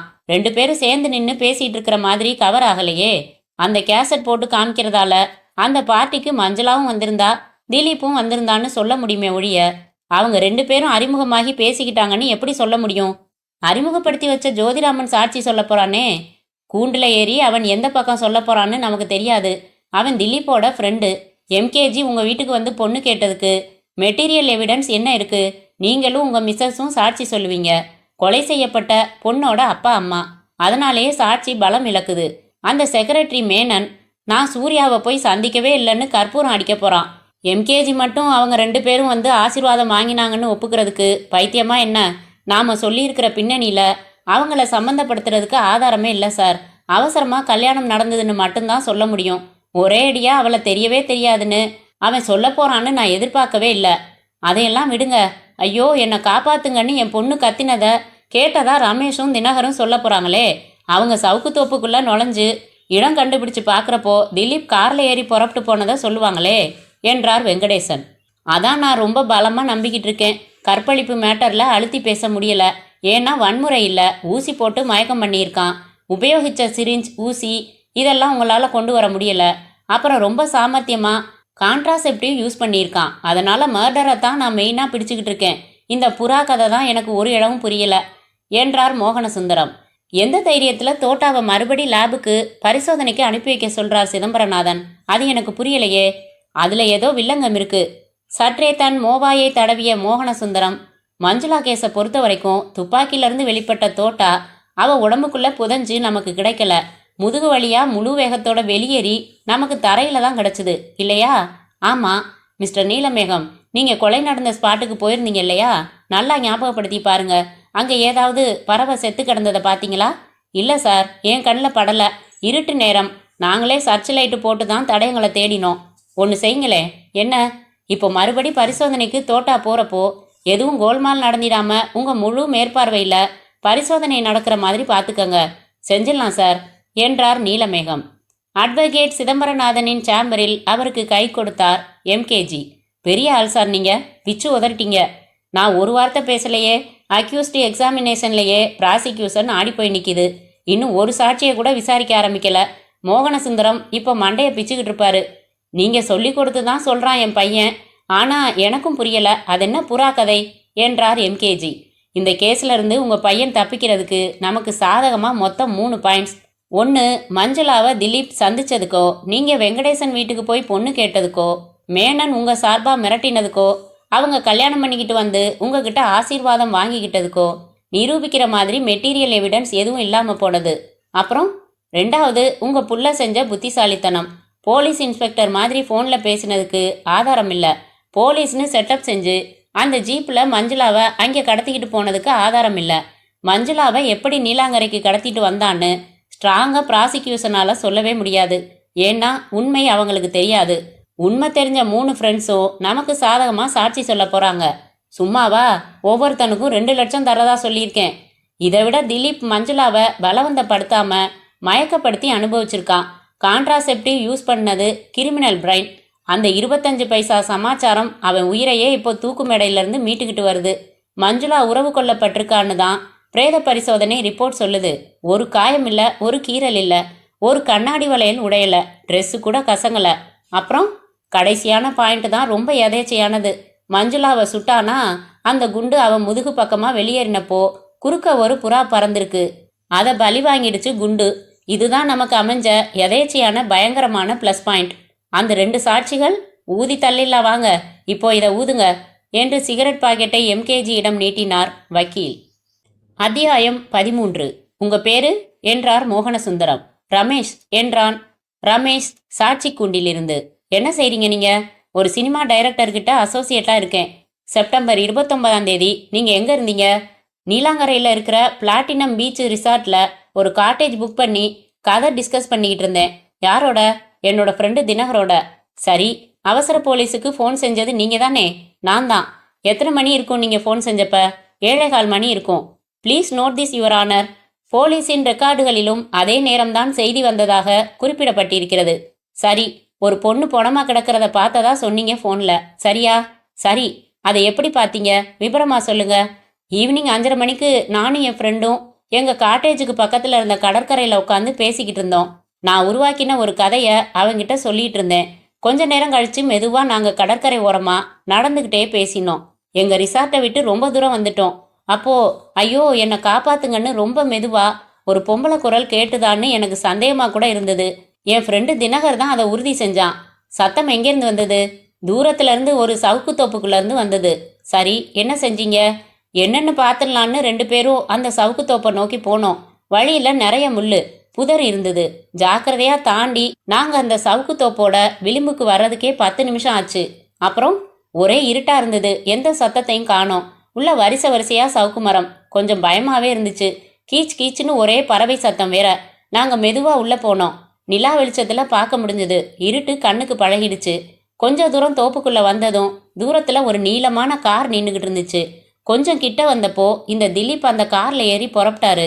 எதுக்கும் இருக்கட்டும்னு அந்த கார் நம்பரை மனசில் குறிச்சுக்கிட்டோம். கார் போயிடுச்சு. அதுக்கப்புறம் கார் நின்ன இடத்துல வந்து பார்த்தா கொஞ்சம் பக்கத்தில் மஞ்சுளா ரத்தம் வழிய செத்து கிடந்தாங்க. நீங்கள் பார்த்தப்ப ரத்தம் வழிஞ்சுக்கிட்டு இருந்ததா? ஆமாம், வழிஞ்சுக்கிட்டு இருந்தது. Please note this point your honour. அப்புறம் உடனே போலீஸுக்கு சொல்லிடணும்னு நாங்கள் ரிசார்ட்டுக்கு வந்து அங்கேருந்து ஃபோன் செஞ்சோம். That's all your honour. Mohanasundaram அமர்ந்ததும் the defence counsel may cross examine the witness என்றார் நீதிபதி. சிதம்பரநாதன் எழுந்து ரமேஷ் அருகில் வந்தார். நீங்கள் சினிமா டைரக்ட் செய்ய போறீங்களா ரமேஷ்? ஆமாம். அதுக்கான கதையை தான் உங்கள் ஃப்ரெண்டுக்கிட்ட சொல்லிக்கிட்டு இருந்தீங்க. ஆமாம். அப்போ உங்களுக்கு கற்பனை சக்தி அதிகம்னு சொல்லலாம். கோர்ட்டு சிரித்தது. மீண்டும் அமைதிக்கு வந்தது. முதல்ல ஐயோ என்னை காப்பாத்துங்கன்னு ஒரு சத்தம் கேட்டதுன்னு சொன்னீங்க. அப்புறம் அப்படி கேட்டுதான்னு சந்தேகமாக இருந்துச்சுன்னு சொன்னீங்க. அப்புறம் சவுக்குத்தோப்பு திசையில் வந்துச்சுன்னு சொன்னீங்க. உங்களுக்குள்ளேயே ஒரு குழப்பம் இருக்கே. நான் கதை சொல்லிக்கிட்டே நடந்தேன். என் ஃப்ரெண்டு அமைதியாக கேட்டுக்கிட்டே நடந்தான். அதனால என்னை விட தெளிவாக அவனுக்கு தான் கேட்டது. எனக்கும் கேட்ட மாதிரி இருந்துச்சு. சத்தம் கேட்டதுலேருந்து அந்த இடத்துக்கு வர 10 நிமிஷம் ஆச்சுன்னு சொன்னீங்க. கரெக்டா? ஆமாம் சார். கையில் வாட்ச் கட்டியிருந்தீங்களா? இல்லை, காட்டேஜில் 2 பேருமே கழட்டி வச்சுருந்தோம். போலீஸுக்கு ஃபோன் செஞ்சப்போ 7:15ன்னு எப்படி சொன்னீங்க? ஹோட்டல் ரிசப்ஷனில் மாட்டியிருந்த கடிகாரத்தில் பார்த்த ஞாபகம் சார். பார்த்தீங்களா? பார்த்த ஞாபகமா? சரியா சொல்லணும். அப்போ மணி 10 நிமிஷம் முன்ன பின்ன இருக்கலாம் இல்லையா? இருக்கலாம். Your honour, he is confusing the witness என்றார் மோகனசுந்தரம். ஏற்கனவே விட்னஸ் கன்ஃபியூஸ் ஆகி தான் இருக்கார் யுவர் ஆனர். நான் புதுசாக எதுவும் செய்ய தேவையில்லை. மிஸ்டர் ரமேஷ், முதல்ல நீங்கள் திலீப்பை பார்த்தே மஞ்சுளா பிணமாக கிடந்தான்னு பேர்களை குறிப்பிட்டு சொன்னீங்க. உங்களுக்கு மஞ்சுளா, திலீப் இவங்களை முன்னாடியே அறிமுகம் உண்டா? இல்லை சார். பின்ன எப்படி சொன்னீங்க? அதான் பேப்பர்களில் கேஸ் விபரம் பேர்களோட விபரமாக எழுதியிருந்தாங்களே. ஆக நீங்கள் பார்த்தது ஒரு பொண்ணோட பணத்தை, அவ்வளவுதான். அப்புறமா அது மஞ்சளான்னு தெரியும், அப்படித்தானே? ஆமாம். அதே மாதிரி ஒரு இளைஞர் ஒரு காண்டசா காரில் ஏறி போனதை நீங்கள் பார்த்தீங்க. அப்புறம் அது திலீப் தான்னு நீங்களாக முடிவுக்கு வந்தீங்க, அப்படித்தானே? ஆமாம். அந்த பொண்ணு என்ன கலர் சேலை கட்டியிருந்தா ஞாபகம் இருக்கா? பயத்தில் அதெல்லாம் சரியாக கவனிக்கல சார். 2வது நிறைய இருட்டு, தெளிவாக எப்படி சொல்ல முடியும்? வெள்ளை கலர் காண்டசான்னு சரியாக போலீஸில் சொன்னீங்களே, அது எப்படி? கார் பெரிய சைஸ், 2வது வெள்ளை கலர் மட்டும் எந்த இருட்டிலையும் பளிர்னு தெரியும். அப்படியா? நீங்கள் அந்த பொண்ணுக்கு உயிர் இருக்கான்னு சோதிச்சு பார்த்தீங்களா? இல்லை, பார்த்தாலே பொணம்னு தெரிஞ்சுது சார். அது எப்படி சார்? அவ கிடந்த கோணம், மார்பில் கொத கொதன்னு ரத்தம், திறந்த கண்ணு விரைச்சிருந்தது. இதெல்லாம் போதாதா? கீழே உட்காந்து ரத்தத்தை தொட்டு பார்த்தீங்களா? இல்லை. கொத கொதன்னு ரத்தம்னு எப்படி சொல்கிறீங்க? பார்த்தா தெரிஞ்சுது சார். கொத கொதன்னு இருக்கிறதுக்கும் ரத்தம் குபுகுபுன்னு பொங்கி வழியறதுக்கும் வித்தியாசம் இருக்குது. முதல்ல ரத்தம் வடிஞ்சதா சொன்னீங்க, இப்போ கொத கொதன்னு இருந்ததா சொல்கிறீங்க. எது உண்மை? பதில் சொல்ல தெரியாமல் திணறினான் ரமேஷ். சிதம்பரநாதன் நீதிபதி பக்கம் திரும்பினார். யுவர் ஆனர், முன்னுக்கு பின் முரணாக பதில் சொல்லும் இந்த சாட்சியின் வார்த்தைகளை எந்த வகையிலும் சேர்க்க இயலாது. உறைந்து போன இரத்தமும் இவர்கள் பார்வைக்கு கொதகொதப்பாக தெரிந்திருக்கலாம். ஏனென்றால் அந்த இடமும் நேரமும் அப்படி. இருட்டு. சம்பவம் நடந்த தினம் அமாவாசைக்கு 4 தினங்களே இருக்கும் தேய்பிறை காலம். அந்த வெளிச்சத்தில் பார்த்ததை சரியாக எடுத்துக்கொள்ள முடியாது. இவர் கையில் வாட்ச் இல்லை. அந்த இடத்தை நெருங்க 10 நிமிடமானது என்றது ஒரு உத்தேச கணக்குதான். ஆகவே நேரம் என்கிற விஷயத்தை இந்த சாட்சியின் வார்த்தையை கொண்டு நிர்ணயிக்க முடியாது. நீதிபதி ஆமோதிப்பாக தலையசைத்து குறிப்பு எழுதி கொள்ள மீண்டும் ரமேஷ் பக்கம் திரும்பினார். ரமேஷ், அந்த பொண்ணை காரில் ஏறின ஆசாமி சுடுறத நீங்கள் எதுவும் பார்த்தீங்களா? இல்லை, நாங்கள் பார்த்தது பிணத்தை தான். துப்பாக்கி வெடிச்ச சத்தம் எதுவும் கேட்டுதா? இல்லை. யுவர் ஆனர், கொலை செய்யப்பட்ட மஞ்சுளா அந்த சவுக்குத்தோப்புக்கு யாரால் எப்படி கொண்டு வரப்பட்டால், எப்படி சுடப்பட்டாள் என்பது என் கட்சிக்காரருக்கு தெரியாது. தன் நண்பர்களுடன் பேசிக்கொண்டிருந்து விட்டு பந்தயத்திற்காக பறவையை சுட்டுவிட்டு புறப்பட்ட போது நண்பர்கள் முதல் மாருதி ஜீப்பில் சென்றிருக்கிறார்கள். மீதி இருவரில் மாது என்பவர் காண்டசாவில் அமர திலீப் காரை ஓட்டி சென்றிருக்கிறார். அவர் காரில் ஏறுகிற சமயம் அதை ஒருவேளை இந்த சாட்சி பார்த்திருக்கலாம். ஆனால் சற்று தள்ளி கொலை செய்யப்பட்ட பிணம் ஒன்று கிடந்ததையே நண்பர்கள் யாரும் அறியவில்லை என்பதே உண்மை. சாமர்த்தியமான வேறு ஒரு குற்றவாளி மஞ்சுளாவை கொன்று அங்கே போட்டுவிட்டு போயிருக்க வேண்டும். மோகனசுந்தரம் எழுந்து கொண்டார். யுவர் ஆனர், மதிப்பிற்குரிய என் எதிர்க்கட்சி நண்பர் ஏதேதோ பின்னி பேசுகிறார். மஞ்சுளாவை வேறு யாரோ சுட்டு கொலை செய்து அங்கே போட்டுவிட்டு போய்விட்டதாக சொல்கிறார். திலீப் பறவையை தான் சுட்டார் என்கிறார். அவர் பறவையை சுட்டாரா, மஞ்சுளாவை சுட்டாரா என்று நாளைக்கு லேப் ரிப்போர்ட்டில் தெரிந்துவிடும். என் கேள்வி இதுதான். ஒரு வாதத்திற்காக அவர் சொல்வது போல திலீப்பும் அவரின் நண்பர்களும் கொஞ்சம் தள்ளி ஒரு பெண்ணின் பிணம் கிடப்பதே தெரியாமல் பறவையை சுட்டு பேசிக்கொண்டிருந்தார்கள் என்றே வைத்துக்கொள்ளலாம். மஞ்சுளாவின் மரணத்திற்கு காரணமாக இருந்தது ஒரு தோட்டாதான் என்பதை நண்பர் மறுக்க மாட்டார் என்று நினைக்கிறேன். அப்படி யாரோ மிஸ்டர் எக்ஸ் இவர்களுக்கு முன்பே சுட்டு போட்டுவிட்டு போயிருந்தால் கூட முதுகு வழியாக வெளியேறின அந்த இன்னொரு தோட்டாவும் போலீசாருக்கு கிடைத்திருக்க வேண்டுமே. போலீசாருக்கு கிடைத்தது ஒரே ஒரு தோட்டாதானே? சிதம்பரநாதன் சிரித்தார். யுவர் ஆனர், அதற்காக நான் போயா அங்கு இன்னொரு தோட்டாவை தேடி கண்டுபிடித்து போலீசாரிடம் தர முடியும்? போலீசார் சரியாக தேடவில்லை என்று கொள்ளலாம். அல்லது ஒரு தோட்டா கிடைத்ததும் உடம்பில் ஒரே ஒரு துளையிட்ட காயம்தான் இருப்பதால் அதற்கு மேல் தேடுவதை நிறுத்தி இருக்கலாம். அல்லது அந்த மற்றொரு தோட்டா வேறு ஏதாவது பிரதேசத்தில் கிடக்கலாம். பிணம் அங்கே கிடந்தது, கொலை வேறு இடத்தில் நடந்திருக்கலாம் அல்லவா? அந்த மற்றொரு தோட்டா கிடைக்காததற்கு இப்படி எத்தனை சாத்தியக்கூறுகள் இருக்கின்றன? நீதிபதி மோகனசுந்தரத்தை பார்த்து, ஹீ இஸ் லாஜிக்கலி கரெக்ட். மற்றொரு தோட்டா என்று ஒன்று இருந்தால் அதை இங்கே சமர்ப்பிக்க வேண்டிய கடமை அவருக்கு இல்லைதான் மிஸ்டர் ப்ராசிக்யூட்டர். இந்த பாயிண்டை லேப் ரிப்போர்ட் வந்ததும் மேற்கொண்டு பேசலாம். இப்போது அடுத்த விட்னஸுக்கு போகலாம் என்றார். அத்தியாயம் 14. வழக்கு தொடர்ந்தது. எதிர்பார்த்ததைப் போலவே பிராசிக்யூஷன் தரப்பு சாட்சியான ஜோதிராமன் தான் அந்த பார்ட்டியில் மஞ்சுளாவை திலீப்புக்கு அறிமுகம் செய்து வைக்கவே இல்லை என்று சொல்லி காலை வாரிவிட்டான். மேனன், சூர்யாவா, அது யார் என்றான். டிஐஜி வெங்கடேசன் அவர் மனைவி சொன்ன சாட்சியங்களுக்கு சப்போர்ட்டிங் எவிடன்ஸ் எதையும் பிராசிக்யூஷன் தர முடியவில்லை. டிஃபென்ஸ் தரப்பு சாட்சிகளான மாது, நடேசன், முரளி மூவரும் பந்தயம் கட்டி திலீப் பறவையை தான் சுட்டான் என்று அழகாக பொய் சொன்னார்கள். மறுநாள் ஃபாரன்சிக் லேப் வழங்கிய ரிப்போர்ட் பிராசிக்யூஷனுக்கு மரண அடியாக இருந்தது. தோட்டாவில் படிந்துள்ள லேசான இரத்தக்கரை மனித இரத்தம் அல்ல என்றும் அது ஒரு புறாவின் இரத்தம் என்றும் அழுத்தமாக சொன்னது. அது ஒருவேளை இப்படி நடந்திருக்கலாம். திலீப் சுட்டது மஞ்சுளாவை. மஞ்சுளாவின் முதுகு வழியாக வெளியேறிய தோட்டா வேகம் குறையாமல் பறவையையும் பலி வாங்கியிருக்கலாம்.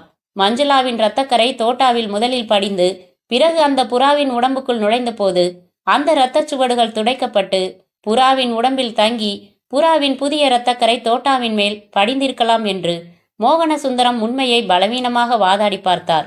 அப்படி ஒரு யதேச்சையான சாத்தியக்கூறு அமையுமா யுவரான? அப்படியென்றால் கூட அந்த இறந்த புறாவை பரிசோதனை செய்து அதன் உடம்பில் மஞ்சுளாவின் இரத்த சுவடுகள் இருப்பதை நிரூபிக்க வேண்டிய பொறுப்பு பிராசிக்யூஷனுக்கு இருக்கிறது என்று ஒரு போடு போட்டார் சிதம்பரநாதன். இத்தனை நாட்களுக்கு பிறகு அந்த இறந்த புறா எப்படி அங்கேயே கிடக்கும்? கிடந்தாலும் கருவாடாகத்தான் இருக்கும் என்று யோசித்தான் திலீப். நீதிபதி கண்ணாடியை கழற்றிவிட்டு தீர்ப்பை வாசித்தார். சந்தர்ப்ப சாட்சியங்களையும் வாதங்களையும் வைத்து பார்க்கும்போது இந்த கொலையை திலீப் செய்திருக்க வாய்ப்பிருக்கிறது என்கிற சந்தேகம் எழுவது உண்மை என்றாலும் திலீப் மஞ்சுளாவை கொலை செய்ய வேண்டிய காரணத்திற்கான பின்னணிக்கு பிராசிக்யூஷன் போதுமான ஆதாரங்கள் தரவில்லை. வாத அடிப்படையிலும் லேபரேட்டரி ரிப்போர்ட் அடிப்படையிலும் திலீப்பின் நண்பர்களின் சாட்சியங்களின் அடிப்படையிலும் பார்க்கும்போது திலீப் பறவையைத்தான் சுட்டார் என்பது சற்று சந்தேகத்துடன் நம்ப வேண்டியுள்ளது. மஞ்சுளாவின் உடம்பிலிருந்து வெளிப்பட்ட குண்டு பிறகு புறாவின் உடலை துளைத்தது என்கிற வாதத்தை அறிவுபூர்வமாக ஏற்க முடியும் என்றாலும் அதை ஆதாரபூர்வமாக ஸ்தாபிக்க பிராசிக்யூஷன் தவறி இருக்கிறது. இந்த வழக்கில் ஏற்பட்டுள்ள சந்தேகங்கள் காரணமாக திலீப் தான் மஞ்சுளாவை கொலை செய்தார் என்று திட்டவட்டமாக நிரூபணம் ஆகவில்லை. ஆகவே சந்தேகங்களை குற்றம் சுமத்தப்பட்டுள்ள திலீப்பிற்கு சாதகமாக்கி அவரை இந்த வழக்கில் இருந்து விடுதலை செய்கிறேன். பார்வையாளர் பகுதியில் அமர்ந்திருந்த சூர்யா குதூகல முகத்துடன் தன் தந்தையை பார்த்து கையில் கட்டை விரல் உயர்த்தின திலீப்பை வெறித்து பார்த்தான். கோர்ட்டுக்கு வெளியே வக்கீல் சிதம்பரநாதனை எம்கேஜி தூக்கி தட்டாமாலையாக 2 சுற்று சுற்றி கீழே இறக்கிவிட்டு கட்டி தழுவி கொண்டார். மோகனசுந்தரம் வெங்கடேசனிடம் வருத்தமான குரலில் சொன்னார், ஜட்ஜுக்கும் நல்லா தெரியுது அவன்தான் கொலை செஞ்சான்னு. ஆனா சட்டப்படி எதுவும் செய்ய முடியாது. இந்த படுபாவிக்கு இப்படி இயற்கையா ஒரு புறா குறுக்க வந்து உயிரை கொடுத்து சாதகமாக்கி தொலைச்சிடுச்சே. ரொம்ப எதேச்சையா நடந்திருக்காது. சிதம்பரநாதன் அந்த ஒரு பாயிண்ட்டை கெட்டியா பிடிச்சுக்கிட்டாரு. அதை வச்சு ரிவர்ஸ்ல ஓட்டி ஒரு கதை செட்டப் செஞ்சாரு. எல்லாரும் அவங்க ஆளுங்க பிரமாதமா நடிச்சாங்க, ஜெயிச்சுட்டாங்க. அவங்க ஜெயிச்சுட்டாங்கன்னு சொல்றதை விட சட்டம் பலவீனமா தோத்துடுச்சுன்னு தான் சொல்லணும்.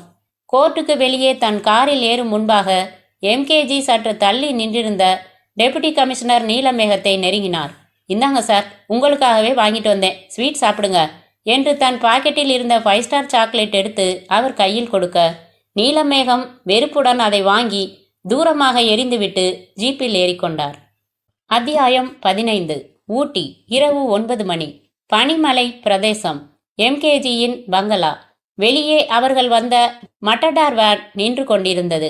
உள்ளே எம்கேஜி, திலீப், வக்கீல் சிதம்பரநாதன், மாது, நடேசன், முரளி, மேனன், அத்தனை பேரும் வயது வித்தியாசம், மரியாதை எதுவும் இல்லாமல் கிளாஸ்களை உயர்த்தி சியர்ஸ் என்று மோதிக்கொண்டு உற்சாகமாக பருகினார்கள். எம்கேஜி, போன ஜென்மத்துல புண்ணியம் செஞ்சிருக்கீங்க, இல்லைன்னா இப்படி விடுதலை கிடைக்குமா? பணத்தையும் தண்ணியா வாரி விட்டேனே சார். உங்களுக்கு இங்க இருக்கிற எஸ்டேட்டையே தரதா இல்ல ஒப்பந்தம் செஞ்சிருந்தேன். ஆனாலும் நீங்க அரசாங்க வக்கீல் கண்ணுல ரொம்ப தான் விரல் விட்டு ஆட்டிட்டீங்க. உங்க புள்ள பறவையும் செத்து விழுந்துச்சுங்கிற தகவலை அலட்சியப்படுத்தாம சொல்லி தொலைச்சாரே, இல்லைன்னா என்னால எதுவும் செஞ்சிருக்க முடியாது. ஏண்டா தருதல, வாடா இங்க. இனிமே இந்த மாதிரி கிறுக்குத்தனமா இறங்காத. யாரையாச்சும் பழி வாங்கணும்னா என்ன கேளு. ரகசியமா மாட்டிக்காம எப்படி பழி வாங்குறதுன்னு நான் சொல்லித்தரேன். பெரிய ஜேம்ஸ் பாண்டு மாதிரி துப்பாக்கி தூக்கிட்டு போய் சுட்டுட்டாரு. அதான் தப்பிச்சு வந்துட்டேன்னு இல்ல. இன்னும் ஏண்டா அடி திட்டுறீங்க? மணி என்னடா? 9:10. புறப்படலாம். இப்போ புறப்பட்டாதான் காலையில மெட்ராஸ்ல இருக்க முடியும். அங்க நிறைய வேலை இருக்கு எனக்கு என்றார் எம்கேஜி. அனைவரும் வெளியே வந்து வேனில் ஏறிக்கொண்டார்கள். தூரத்தில் நின்று வேடிக்கை பார்த்து கொண்டிருந்த யூனிஃபார்ம் அணிந்திருந்த டிரைவர் ஓடி வந்து தன் சீட்டில் ஏறிக்கொண்டான். புறப்பட்டான். நிதானமா போ என்றார் எம்கேஜி. வேன் இருட்டை கிழித்து கொண்டு மலைப்பாதையில் இறங்க துவங்க அவர்கள் உற்சாக மேலீட்டில் ஓ பாய்லா ஓ பாய்லா என்று பாட்டு பாடிக்கொண்டிருக்க டிரைவிங் சீட்டில் இருந்து திரும்பி பார்த்தான் சூர்யா. அவர்களின் டிரைவரை மடக்கி கட்டி புதருக்குள் உருட்டிவிட்டு யூனிஃபார்ம் உருவி அடிந்த சூர்யா, கண்கள் சிவந்திருந்த சூர்யா, பற்களை கடிக்கும் சூர்யா. திடீரென்று சூர்யா கத்தினான். ஏண்டா நாய் பசங்களா, பறவையா சுடுறீங்க? இயற்கை காப்பாத்துதா? இப்ப அந்த இயற்கை தாண்டா உங்க எல்லாரையும் அணைச்சிக்க போகுது. அவர்கள் திடுக்கிட்டு என்ன ஏதென்று உணரும் முன்பாக வேனை உச்ச வேகத்தில் செலுத்தின சூர்யா பாதையை விட்டு விளிம்பை நோக்கி திருப்பினான்.